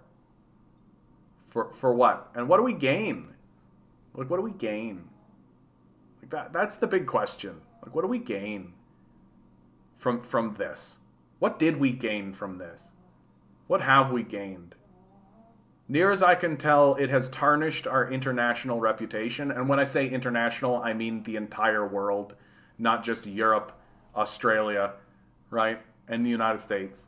Which is when we say the international community, we mean Canada, the United States, Europe, and Australia. That's what we mean. Right?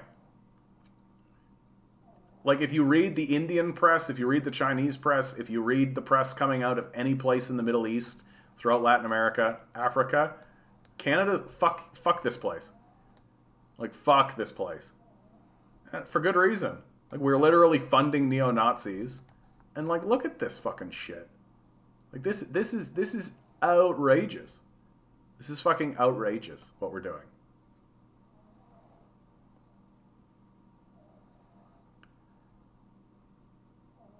Man.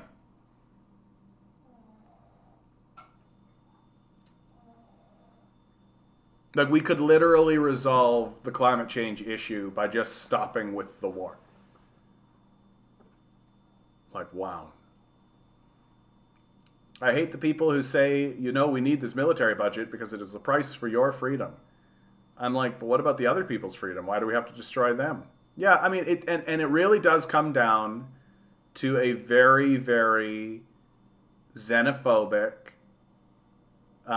scared position that we're just like scared little monkeys that perceive everybody else in the world as this enormous threat when we are the biggest threat in the world by enormous leaps and bounds. Like, we have been acting like complete and total psychos. And like, you only need to look at like pretty basic history. Like, you don't need to get in depth. You just need to like be like, and then we invaded these guys, and then we overthrew this government, and then we overthrew this government, and then we invaded here, and then we bombed here, and then we invaded here. Right? You don't need to get into the minutia. You don't need names and dates and shit. Right? Like, and our perception of the world is that everyone else is going to act that way. Right? And like, people will point at this Ukrainian moment and be like, well, the Russians invade people. Be like, yeah, they invade like Nazis who are shelling Russians off their border. Right? Like, if there were Nazi groups shelling people in North Dakota, right, over here, you would sort of expect Montana to come to their defense. You would sort of expect the prairies to come to their defense. You would sort of expect that, right? But, oh, it's the Russians that did it, so wah, wah, wah, wah, wah, wah. In all honesty, the more I learn about our military history, the more I am so disgusted with Remembrance Day, and all we are celebrating pointless death done for capitalism. Yeah. Like, nobody actually wants to frame it that way, right? That, like, we're like, Remembrance Day and the celebration of World War II veterans is a celebration of the blood that was spilt so capitalism could be capitalism. And it's completely pointless. Like, yeah, War Criminals Day, yeah. Like, the history of Europe is barbarous. It's insane what happened here. Like, if you start at from the story of Christ, right, and move forward from there, like, these people are barbarians, like, the way that they act. And these are the people who came over here, committed a mass genocide against the people who lived here, right, enslaved another entire continent's worth of people and brought them over here, right, in order to have them build the place for them. And we pretend as though we're civilized, right? Like, we are backwards entirely. And in many ways, that's just literally the truth. Like, the way that, like, neoliberal economics works is upside down. It's completely backward. That it doesn't actually work. And this backwardness has infused basically every aspect of our lives. Like, We're scared of literally everything. Like, if you play a game of Mortal Kombat, here's a real great example of how backwards we are as a people. Play a game of Mortal Kombat. You can literally see someone tear someone's jaw off. You can see someone like nut punch a dude and see his balls explode, right? And those are just like regular basic moves that you can do in Mortal Kombat, right? There are these finishing moves where you can literally vomit.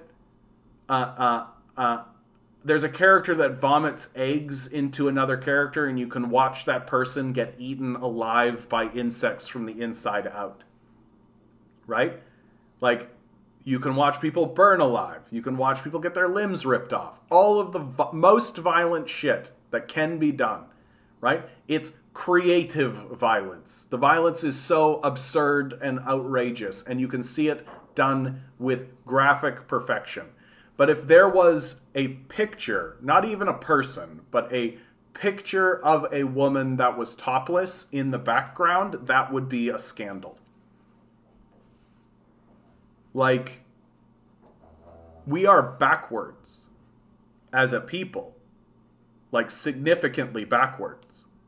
Everything we believe is wrong. Like, it's obvious. And we have to cleanse it away with just like a mass Dadaism.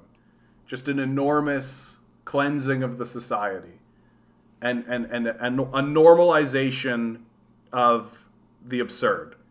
In order to show these guys that like what they think and how we think and how we are operating is absurd.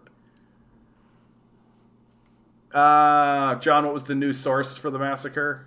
I don't think I understand your question, Barnabas. Like, who's reporting on this massacre? Like the Bucha massacre? Is that what you're saying?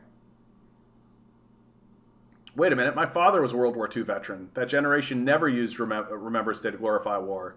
Those that fought realized it was to remember the horrors of war and to never do it again. There is truth to that. You're right about that. Like, I remember there was the Never Again movement, the war amps, right? The war amps would come to my school every year on Remembrance Day, and they would really hold a thing. And it was about never again. That was always their statement. Never again, right? There was even a song. It was like, never again take arms against a brother. Never again take a life without knowing why. Never again to take arms against your brothers. Like, at the time, it was like, I thought it was lame, but it's actually like quite a nice idea and a nice song. And I think you're right, Watson, that like that old generation, the older generation that actually experienced that war. And of course, what happens post-World War II is that all those guys come home and they become the vanguard against this absurd government, right? And a lot of the concessions that occur, right, happen because these guys understand like the illegitimacy of all of this in the first place, right? And they want to live in a better world. They want to live in a world that doesn't have this crazed, barbarous warfare and all of this. But those guys have died off now, right? But they're gone. And you're right. Like, your analysis is correct. What has happened since is the generation has passed, is Remembrance Day has become a glorification of war and a celebration of militarism and nationalism, fake hero worship, most war vets hated. Yeah, absolutely. And I take a look at, like, I think the biggest offenders is actually the video game industry, right? You want to talk about like the glorification of war, right? Like, the glorification of war in the video game system is being done intentionally. Like, you're supposed to be a hero, right? And like, the United States military uses video games as recruitment tools to try to convince these guys that, oh, it's going to be like this, right? It's going to be like this is a simulation of what it's going to be like, and it's not even close. Like, it's not even close at all. I worked in a retirement home. A lot of the residents worked in the army during the war when they were younger. They know what's up. This was 2015, though. Yeah, the biggest pro-Remembrance Day goons are the ones who have never shouldered a gun and actually faced death. Yeah. Yeah. Like, it's easy to whip up war rhetoric if it doesn't matter to you at all. If they're like this is what's going on here in Canada in regards to the Ukrainian crisis, right? In regards to this going on. Like, if you have no idea what war is, if you have no concept of what it is to actually pick up a weapon and attempt to kill people, and while they attempt to kill you, right? If you have no concept of what that is, then of course you can just whip yourself into a fervor and be like, more weapons, send more, we've got to do it. Because to you, it's just a video game, right? To you, it's just a troop icon and you press a button and a line goes over here, and then the troop icon goes over there, and then there's like a conflict occurs, and then there's like a mathematical outcome. Like, that's all it is to these people. There's no humanity in their thinking. There's no like, hey, maybe war is dumb and bad. Like, there's none of that in their thinking. It's all just like this dumb Marvel brain video game rot. President Z telling UN it's seeing the worst atrocity since World War II. Yeah, obviously Donbass 14,000 dead doesn't count. Yeah, exactly. Forget about the Donbass war, right? That doesn't matter. Says he wants to emulate Israel after war, so U.S. funded genocide? Yeah, right? Like, that's what they were trying to do in the Donbass region. Like, people keep challenging me on this point. They keep trying to challenge me on this point. Badly, of course, because they're all very stupid. But, like, no one wants to admit that, like, Ukraine was attempting to turn the Donbass region into the Gaza Strip. That was the goal there. That they wanted the Donbass area to be an open-air prison. That eventually they were going to build walls around these areas. Eventually they were going to trap these people. Eventually that was what was going to happen. That they were going to turn it into an open-air prison. That was the goal of it. And like, Zelensky's essentially admitting it by saying he wants to emulate Israel. Like, okay, well, what's one of the major things that Israel is doing? Oh, it's an ethnic cleansing regime that has an apartheid state going on, which by the way, that the Liberal Party doesn't acknowledge, right? That Amnesty International released a report saying that it was an apartheid, and the Canadian Liberal government didn't acknowledge it and wouldn't give a reason why. Like, literally, the foreign minister was just like, yeah, we don't agree with that. And when pressed at give a reason why, she refused. Says a lot about who we are and what our leadership is up to.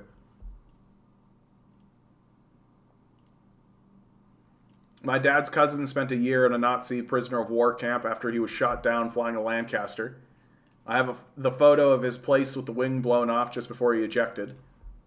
By the way, he never spoke of what they did to him. Ugh. Even as a kid, I found it weird that a country that has never had a true invading army attack them has such a hard-on for remembrance. I mean, we've just got to, like, we are a colonial power, right? Like, one of the interesting things that was pointed out to me recently in regards to the relationship between, like, in America's history of dealing with its enslavement and slavery, right, is that unlike South Africa, like, when South Africa apartheid ended, there was actually a transition of power to the black people in the nation. That black people became the leadership of South Africa. And so in this way, they were able to actually meaningfully confront in serious ways the apartheid regime that had been inflicted on them by the white population, right? And they were able to actually meaningfully seek and pursue a path of truth and reconciliation, right? Well, that has never happened in America. It has never been the case that power has meaningfully transferred away from the white population into the hands of a minority population.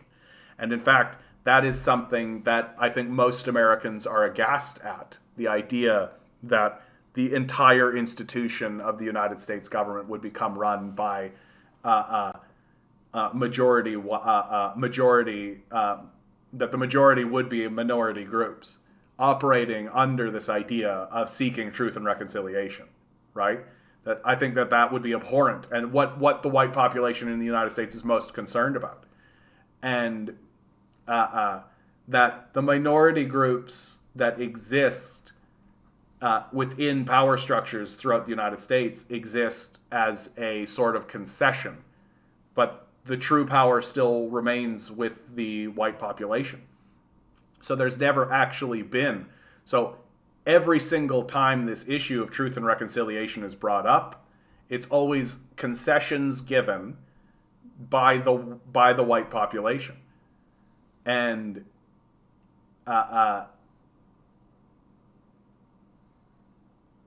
until that power dynamic actually flips, I don't think the United States is ever going to actually take seriously like its history of genocide and slavery, right? That they can't.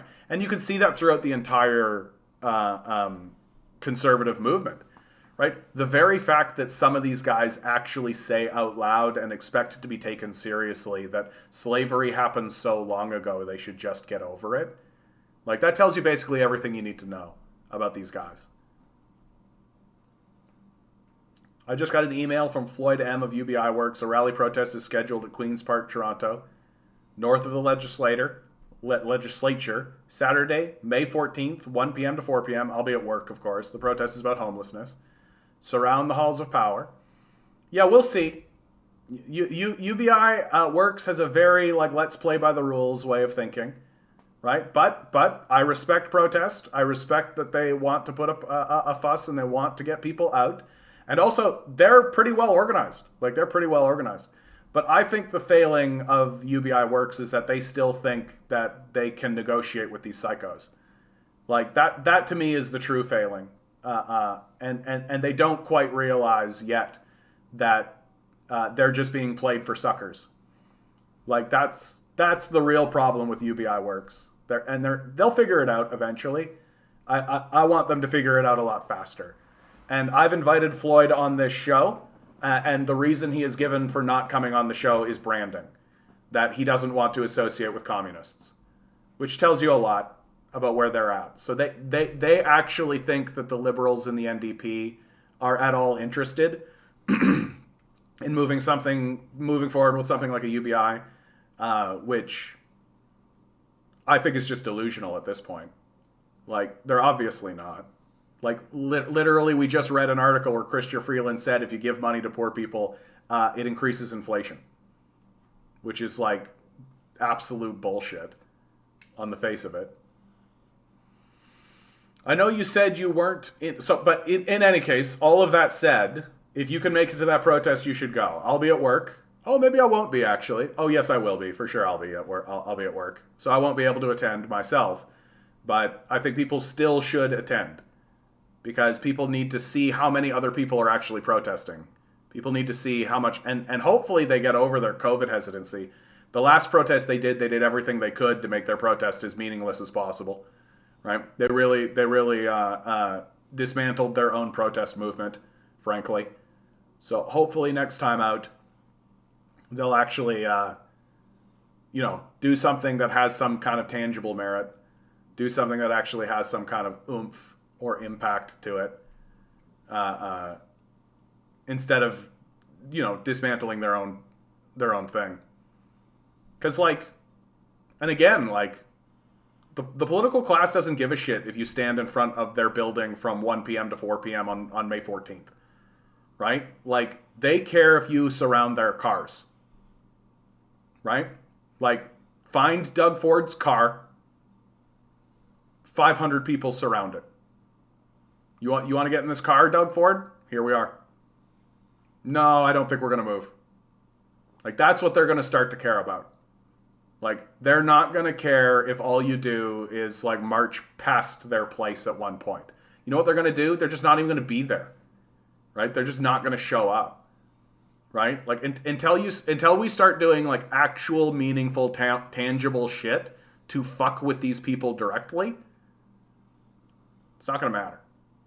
And I do believe that UBI Works will get there because it's going to be obvious soon, right? But I wish they'd get there faster.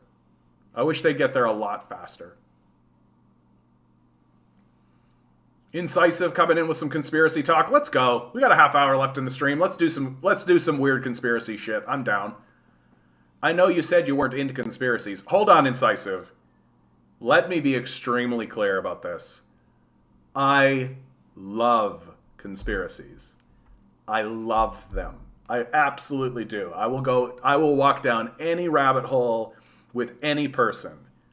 However, I also think that conspiracies can be dangerous because while I think conspiracies are fun and they are interesting and they can allow for interesting conversation to come in, where they can become dangerous is if the conspiracy becomes the reality that you operate from, that you create a theory, an idea, a concept within the abstract space, and then instead of actually verifying that with source documents or evidence, you just assume it to be the case. And then you begin a series of assumptions built upon those assumptions. And then sometimes you do get situations where you find a source document that confirms an assumption that's based on the assumption. And so you believe that, oh, that confirms the initial assumption when it does not. That's why it's dangerous. So when we get into this talk of conspiracies, let's get into it exactly the way you're supposed to. Which is, this is a fun little faffy thing, but until there's a source document, I don't buy it. But it's still fun. It's still fun. So let's go. Have you seen the video of Ehud Barak, former Israeli PM, on the BBC on September 11th, laying out plan for war on terror while the towers were still smoking? Oh, dude, like we don't even like. Oh, you want to go into September 11th shit? You want to 9/11 me? Let's go, bro. Dude, we don't need to even like. This isn't. This idea of the like Israeli PM on BBC laying out a plan for the war on terror, like that's not even conspiracy. Like there was a high level general. Was he a general? Shit, I'm forgetting his name. That's bad. It's been a long time. But there was a military person who told everybody in like 2005. He told everybody. He went on public record. You can find the video. I just can't remember the name of this guy. That's so annoying. Here, you know what, dude? Like, let's dig on this, because if this is what you're interested in, I can give you a better source. American military man talking about plans war on terror. Maybe that'll do it. I cannot remember the name of this guy. It's so annoying. I'm hoping that one of you guys can spit this guy out. He was a fellow. This video like spread around, and I'm just forgetting the name of the man, which is so annoying because it's so like, because he basically lays it out. General Wesley Clark. Incisive, you know exactly who I'm talking about here, dude. General Wesley. See, you know. So why are we talking about fucking Israel or any of this kind of shit, right? Like General Wesley Clark. Oh, look at this. They've completely whitewashed the video. Look at this. War plans plans. Here you go. This is the video. Days after 9/11, I went through the Pentagon and I saw Secretary Rumsfeld and Deputy Secretary Wolfowitz. I went downstairs just to say hello to some of the people on the Joint Staff who used to work for me, and one of the generals called me and he said, "Sir, you got to come in. You got to come in and talk to me a second." I said, "Well, you're too busy." He said, "No." He says, "We've made the decision. We're going to war with Iraq." This was on or about the 20th of September. I said, "We're going to war with Iraq. Why?" He said, I don't know. He said, I guess they don't know what else to do. So I said, well, did they find some information connecting Saddam to Al-Qaeda? He said, no. He says, there's nothing new that way. They just made the decision to go to war with Iraq. He said, I guess it's like we don't know what to do about terrorists, but we've got a good military and we can take down governments. And he said, I guess if the only tool you have is a hammer, every problem has to look like a nail. So I came back to see him a few weeks later, and by that time we were bombing in Afghanistan. I said, are we still going to war with Iraq? And he said, oh, it's worse than that. He said, he reached over on his desk, he picked up a piece of paper, he said, I just got this down from upstairs, meaning the Secretary of Defense's office today, and he said, this is a memo that describes how we're going to take out 7 countries in 5 years, starting with Iraq and then Syria, Lebanon, Libya, Somalia, Sudan, and finishing off Iran. So not a conspiracy at all. Like not even close to a conspiracy, right? Like that aspect of it. Like forget about what Israel thinks. Like forget about any of that. Like they're just like another United States state. Like we literally have a retired general, whistleblowing that this entire idea of the war on terror was completely planned. Like that's a whistleblower, right? That's why most conspiracy theories fall apart. Because you create this whole idea and this whole underpinning, and like the reality is that secrets can't be kept. Like that's something that's really difficult for people who are just beginning to get into political analysis and seeing the world, and a trap that I myself fell for in the early days, right? Which is secrets can't be kept. You can't keep a secret like this. It's not possible. There's always a whistleblower. Always. In all cases, 100% of the time. Right? Like, this is why you get, like, Benjamin Franklin really nailed it. He was like, 3 people can keep a secret if 2 of them are dead. You can't keep secrets. And that's why the CIA and all of these places are working overtime to try to censor what's going on over in this area and trying to make sure that the narrative doesn't become understood by the American public. Because they know that the secret's going to come out. They know that the story is going to come out. They know, right? Just like the WMD lie. Like, they know you can't keep secrets like this. You can't. And so that's the problem that most conspiracy theorists have, which is why I don't give too much credibility any longer, although I think it's an interesting subject and I like to talk about it, but I don't give too much credence to the idea that 9/11 was an inside job, that there was this like orchestrated plan that originated from within the United States inner circle, the Bush government. Bush did 9/11, like all of that kind of stuff. I kind of look at that and I go like, I don't think that you could keep a secret like that. Like, that's really think about what you're saying, right? Like, you really think about what you're saying, okay? So you've got 2 towers, and you could argue 3, right? Because there was a 3rd tower that got blown up later. So you've got 3 towers. You need to have them outfitted with explosives. That's what we're talking about, right? We got these outfitted with explosives. Right? Ready to go already. Then you need to orchestrate the hijacking of the planes themselves, right? Which includes the people who are on the planes, right? And you need to orchestrate all of that, and it needs to be understood by the people who are orchestrating this heist that it's occurring. And then no one is going to talk about it. Like, it just is not going to... Like, you can keep a secret like that for a little while. But we're like 20 years on now. Like, those sorts of secrets don't get kept. And where's the whistleblower? Where's the internal source? Like, who's... And oh yeah, I think there was foreknowledge. For sure. Like, I think what's far more likely, rather than the Bush did 9/11 narrative, I think that they knew the attack was coming.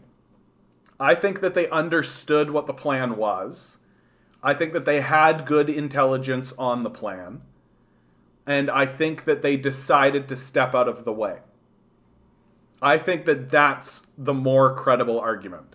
That it's not that Bush does 9/11. I think that they just stepped out of the way and let it happen. And the destruction of the towers is the sticking point, right?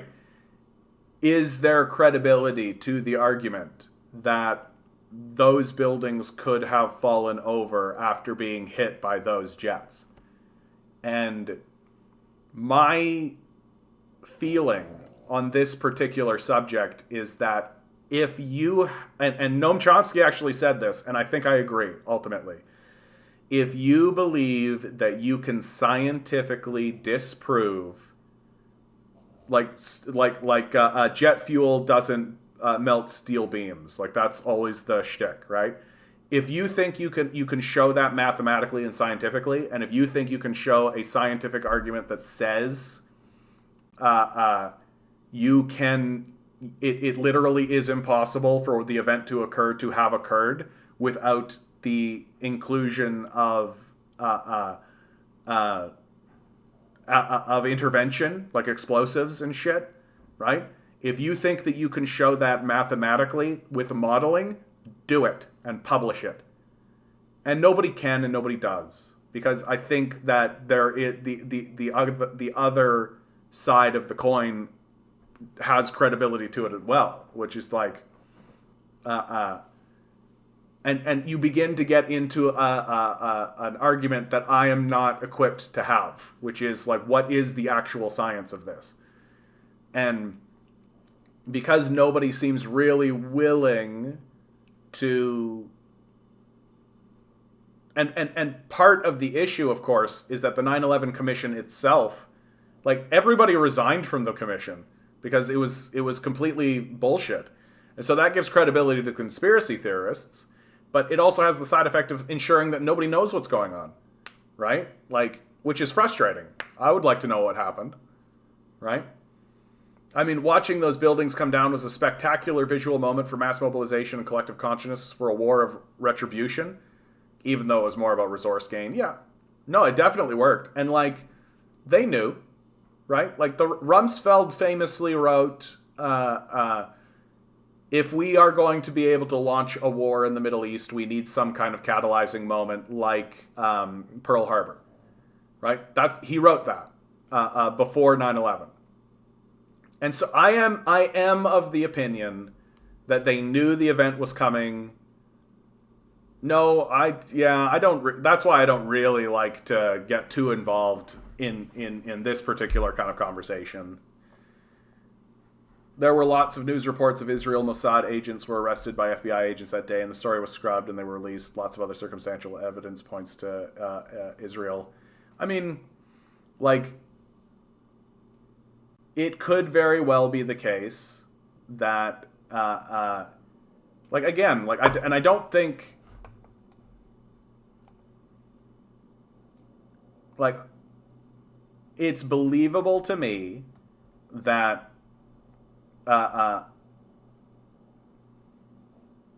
yeah, well, and Genos, I think, like, don't know how to say it, but getting lost in the weeds over who did 9/11 seems like an error, because it was our response to it that was really consequential. But also, like, the fundament, like, I'm just engaging in this conversation because, like, it's entertaining to me, and it is. But, like, fundamentally, it is irrelevant. It's completely irrelevant.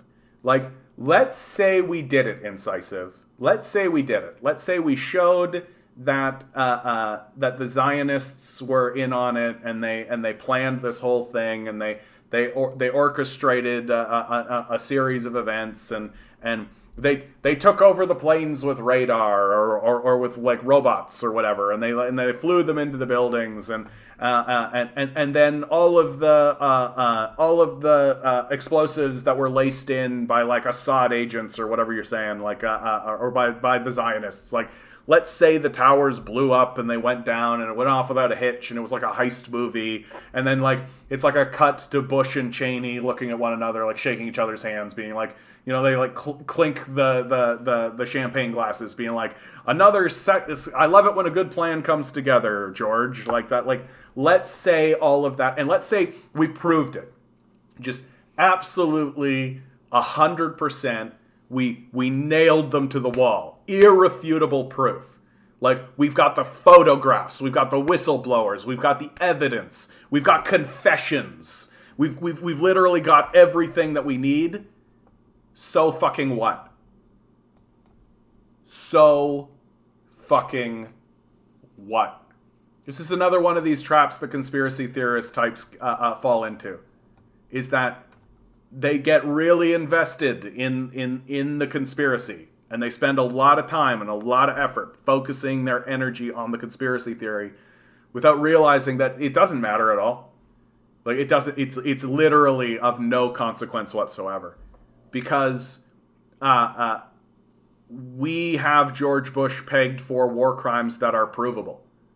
We've got George Bush and Dick Cheney and Rumsfeld and all those guys, Condoleezza Rice, Colin Powell, all those guys.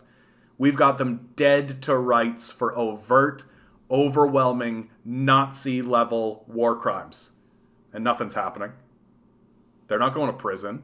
Like, we've got the evidence. Like, we don't need to speculate. We don't need to discover anything new or anything more.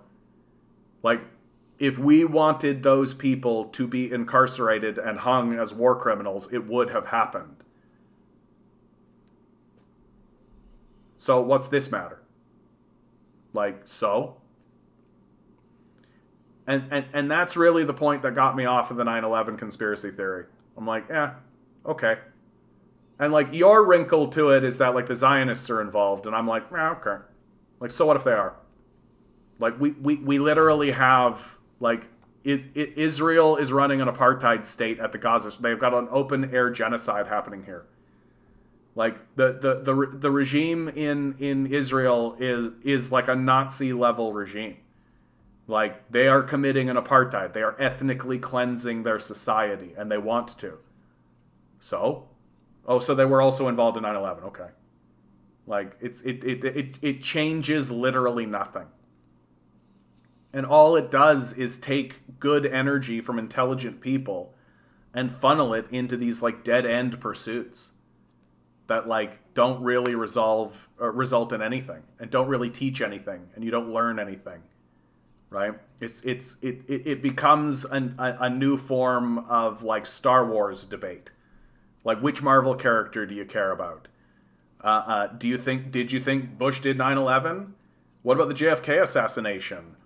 Who'd you like better, Anakin Skywalker or the new Luke Skywalker? Like, who would win in a lightsaber duel, Anakin or Luke? Like, did Bush do 9/11? Like, it's that kind of like, and I'm not trying to say that it's a fantasy. I just don't think it's important. You know, like, it's fun. Like, the same way that talking about like is Kirk or Picard better is fun. But just like, it doesn't actually change much of anything. Like, I already think that George Bush is like like one of the worst terrorists in American history, at least, right? Like, he's certainly one of the most terrifying figures in world history, right? Like, he destroyed Iraq, Afghanistan, set the table for like a full-scale destruction. Libya, like, what happened to Libya in all of this? Like, all that whole period, like this whole period of time, the people who live here call it a crusade. That it's, I think, the 11th crusade, right? And they call it that because that's what George Bush called it. He said that they were launching a crusade, and they did. It matters because if people are operating under deception, they are not dealing with reality. I mean, but I think in this particular case, simply saying that, like, maybe is enough. Like, it doesn't matter if it's proven to be the case or not. And it takes all of, like, if that's what you're focusing on, like, for God's sakes, man, the invasion of Iraq alone, like, the invasion of Iraq alone, it's like a high-level war crime. Like, the invasion of Iraq makes, like, the invasion of Ukraine look like just a tiny little scuffle. Like, what's happening in Ukraine here, right? This is just a tiny little scuffle compared to what they did to Iraq, right? Like, this is actually debatable. Like, you can actually argue about this and actually have an interesting conversation about, like, the merits and who did what and who's focusing on what and what are people's position and all that kind of stuff. That makes this conversation quite interesting. And fundamentally, it's a border scuffle between two cousins mainly, right? Two relatives of some sort. Right? Ukraine used to be part of Russia, all that kind of stuff. Well, that compared to this, like, America went.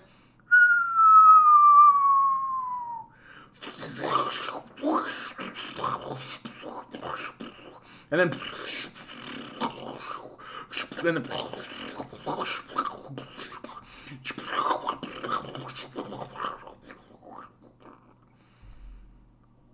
then in the midst of all of that, we're kind of trying to figure out, hey, did Bush do 9/11? I mean, Bush did a lot of 9/11s, dude. Like, every bombing campaign that happened in this region was a 9/11. Everything that happened in Afghanistan was a 9/11. Right? Like, I just don't think it matters. That's sort of the bottom line. I understand the conversation. I get why it's interesting. And don't get me wrong, it's interesting. I would love for there to be an actual investigation into 9/11. I would love for there to be, like, a more serious investigation in that to occur. But for such an investigation to actually occur, you would also need to have people in place who understand that, like, yeah, Iraq was a fucking war crime, and people like George Bush should probably go to the Hague about it, right? There should probably be trials about it, right? Like, there should be, like, an international tribunal that talks about Iraq and Afghanistan. And within that framework, right? Within the framework of, you've got George Bush, you've got Dick Cheney, you've got Rumsfeld. I mean, Rumsfeld's dead now, but you've got all these guys, and you've brought them in front of the tribunal, and you're having a trial, and you're presenting evidence about the invasion of Iraq and Afghanistan. Well, within that framework, then you can start to begin having the conversation of, like, what were the events of 9/11? We should be bringing in these people and talking to them about 9/11 and do a proper investigation in 9/11. But that's not going to happen unless you also are doing it within the framework of a true tribunal about Iraq and Afghanistan. That, like, the 9/11 conspiracy crowd wants to put George Bush on trial for 9/11. And I'm like, no, put George Bush on trial for the Iraq War and the war on terror. And within the confines of that conversation, talk about 9/11 and figure out what happened there. So it's just like I'm not trying to say that what you're doing is wrong or disinteresting. I'm very interested. Like, but it is a bit of putting the cart before the horse. That's how I view it. It's just like, so what? Like, so what if he did? Yeah, John, who cares? They're brown people. Ligandy's nailing it. That's right, Ligandy's. Thanks so much for reminding us. Who cares? These are just brown people, right? When the whites get invaded, that's when we gotta stand, right? We stand with Ukraine, guys, when the whites get invaded. On Iraq, Afghanistan, who gives a fuck at all, right? Who gives a fuck at all? ugh. 9/11 is an interesting moment because it's a shift in the consciousness. I make the argument that I think the Ukraine invasion by Russia is another one of these consciousness shifting moments that exists within American culture. 9/11 definitely also had that shift. 9/11 was like the first time that most Americans realized there were other people in the world. Like, really. Like, until 9/11, I think most people, like, we understood that there was a place called Europe. Like, we knew that we had heard of Africa, right? We'd all heard that song by Toto or whatever his name was. The rain's down in Africa. So, like, we knew about it, right? Australia, right? Crocodile Dundee, right? So Steve Irwin, right? So Australia existed in our consciousness. And, like, we had, like, glimmering images, I think, of places like India and China, and, like, glimmering images, mainly rooted in racism, right? Like, mainly rooted in this, like, very stereotypical racist view of these places, right? So our concept of these sorts of places, but we definitely did not have a view that we were going over there and interfering with them somehow, right? Like, remember what George Bush said when somebody asked them, why did this happen, right? What was his response? They hate us for our freedoms. The only way that you can possibly buy that answer is if you are a gullible rube. Is if you refuse to acknowledge that we've been over there fucking with them. Like, that's the only answer that makes any fucking sense at all. Like, we've been over there fucking with them, right? Like, yeah, we hit them, they hit us. Like, that's obviously what's going on. And, but George Bush said they hate us for our freedom, and people took him seriously. People were like, they hate us for our freedoms, that's right. They're an oppressive regime. Like, forget about the fact that in the case of, like, Iraq especially, like, the reason why they were living in an oppressive dictatorship is because we installed it. Like we're so disconnected from world history and from the events of what's actually going on in the world in such serious ways, like major ways, that it literally took the two jets hitting the World Trade Center for Americans to even wake up to the reality that there was even something happening here, right? Like, that's pretty crazy. Like, that's pretty crazy in my view. That, like, we really do not understand what we were doing here and what we have been doing here since World War II. Like, and so that was a real... 9/11 is interesting for that reason.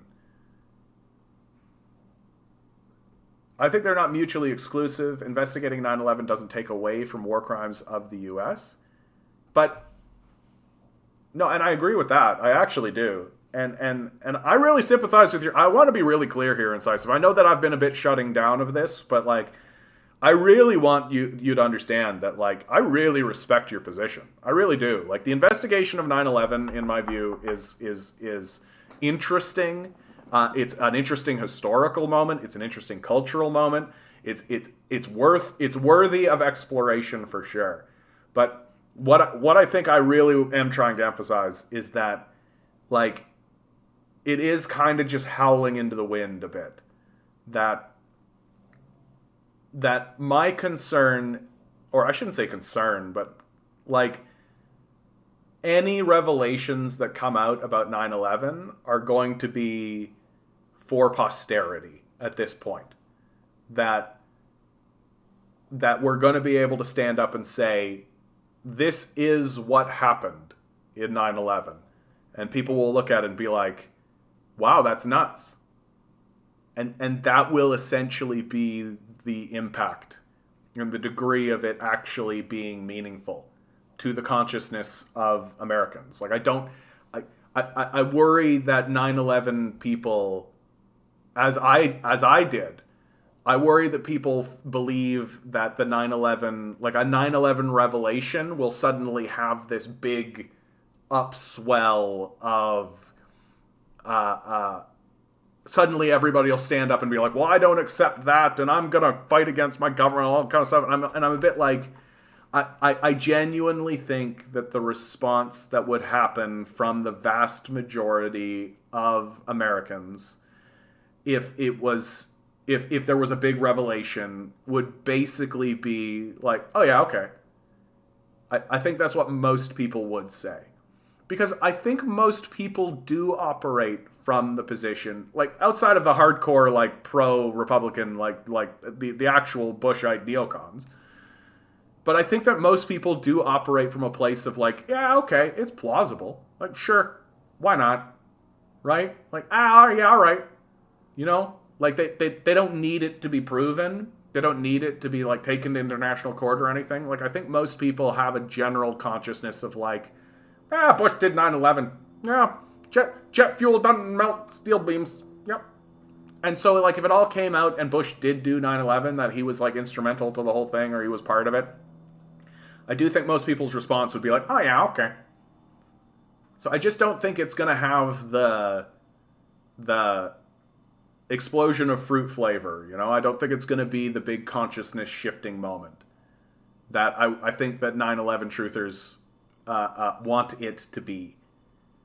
And especially these days, especially now, like, people are so like, literally we found out that aliens exist, bro.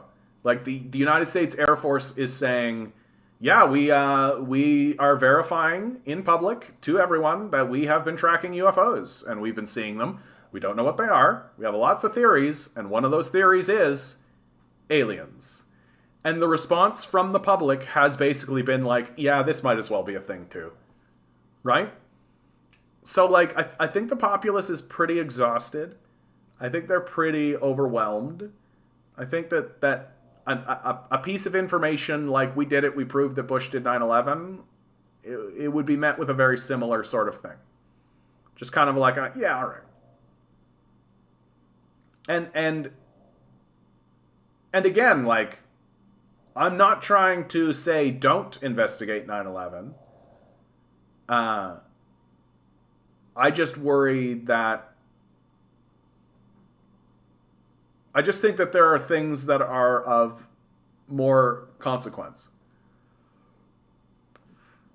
And, like, I think it's completely fine to point out the tight relations between Zionist Israel and the United States. And it's fairly believable that if you believe in the narrative that it was an inside job, that, yeah, like, Israel would somehow be involved in it, and there would be figures like that. Yeah, why not? That all seems reasonable. Like, I don't think it's outrageous. Right? And especially as we learn more about how the geopolitics work and how all this stuff kind of happens. Right? And, yeah. I hope one day that there is a serious investigation into 9/11. And something more seriously is actually done. Because it is a story that I would like to know more about. Right? Like, how, like, I have, if you want to know sort of my speculation or something that I actually think quite a bit about 9/11, like, how involved was bin Laden, do you think? Like, bin Laden is the scapegoat. He's the patsy. But, like, I never really saw any evidence or anything outside of just the claim done by the State Department and the CIA that it was bin Laden that orchestrated this thing. Right? Did he? Right? Like, and what I thought was really interesting about them killing bin Laden, or claiming to have killed bin Laden, was that they, like, literally dump him into the ocean. Right? That they don't want to come and put him on trial. Right? They don't want to actually have a trial or do any of that kind of stuff. And to me, that's very, like, there's a lot of suspicion there. Right? It's very believable to me that they looked around and wanted to find a scapegoat, Like, if you buy into the idea that it's an inside job, that it was an orchestrated event, right? Which, sure. Then bin Laden could literally just be the guy that they pointed at and said he did it. And there's no reason to not think that if you're an American, right? But, like, what's the evidence of that? Like, what evidence do we actually have to show that bin Laden actually was the orchestrator of that event? Like, the word of the United States government? No thanks. Like, I don't buy into that. Right?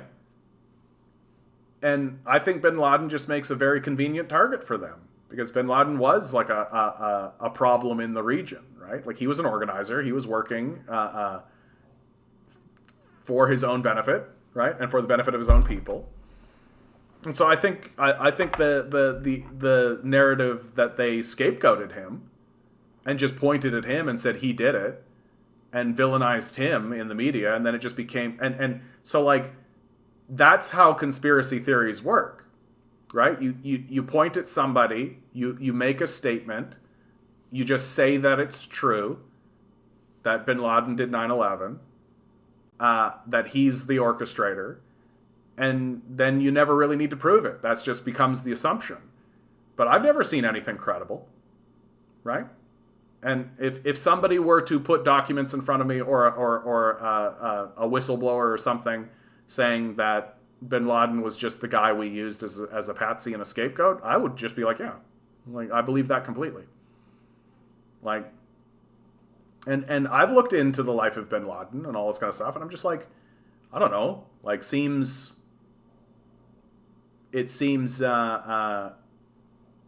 it does seem credible that he would be a person who would be centrally involved in this kind of process. Like, it sounds credible, but I just haven't seen anything that actually ties him to the event. Anyway, so that's my conspiracy. There's the line that'll throw you there, incisive. Let's have a conversation about bin Laden. All right, guys. Now that CNN literally went to bin Laden's cave for an interview in the 90s at the same time Clinton was, I know about this. I know about that. Yeah, that's part of the reason. I'm just like, what, CNN can find this guy, but fucking the CIA can't? Like, very suspicious, right? Like,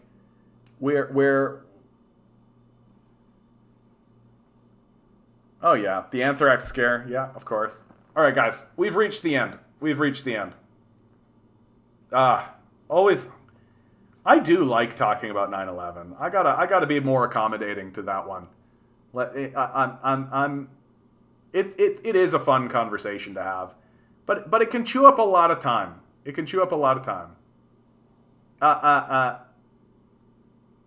No. We're closing on the stream. Incisive. All right, guys.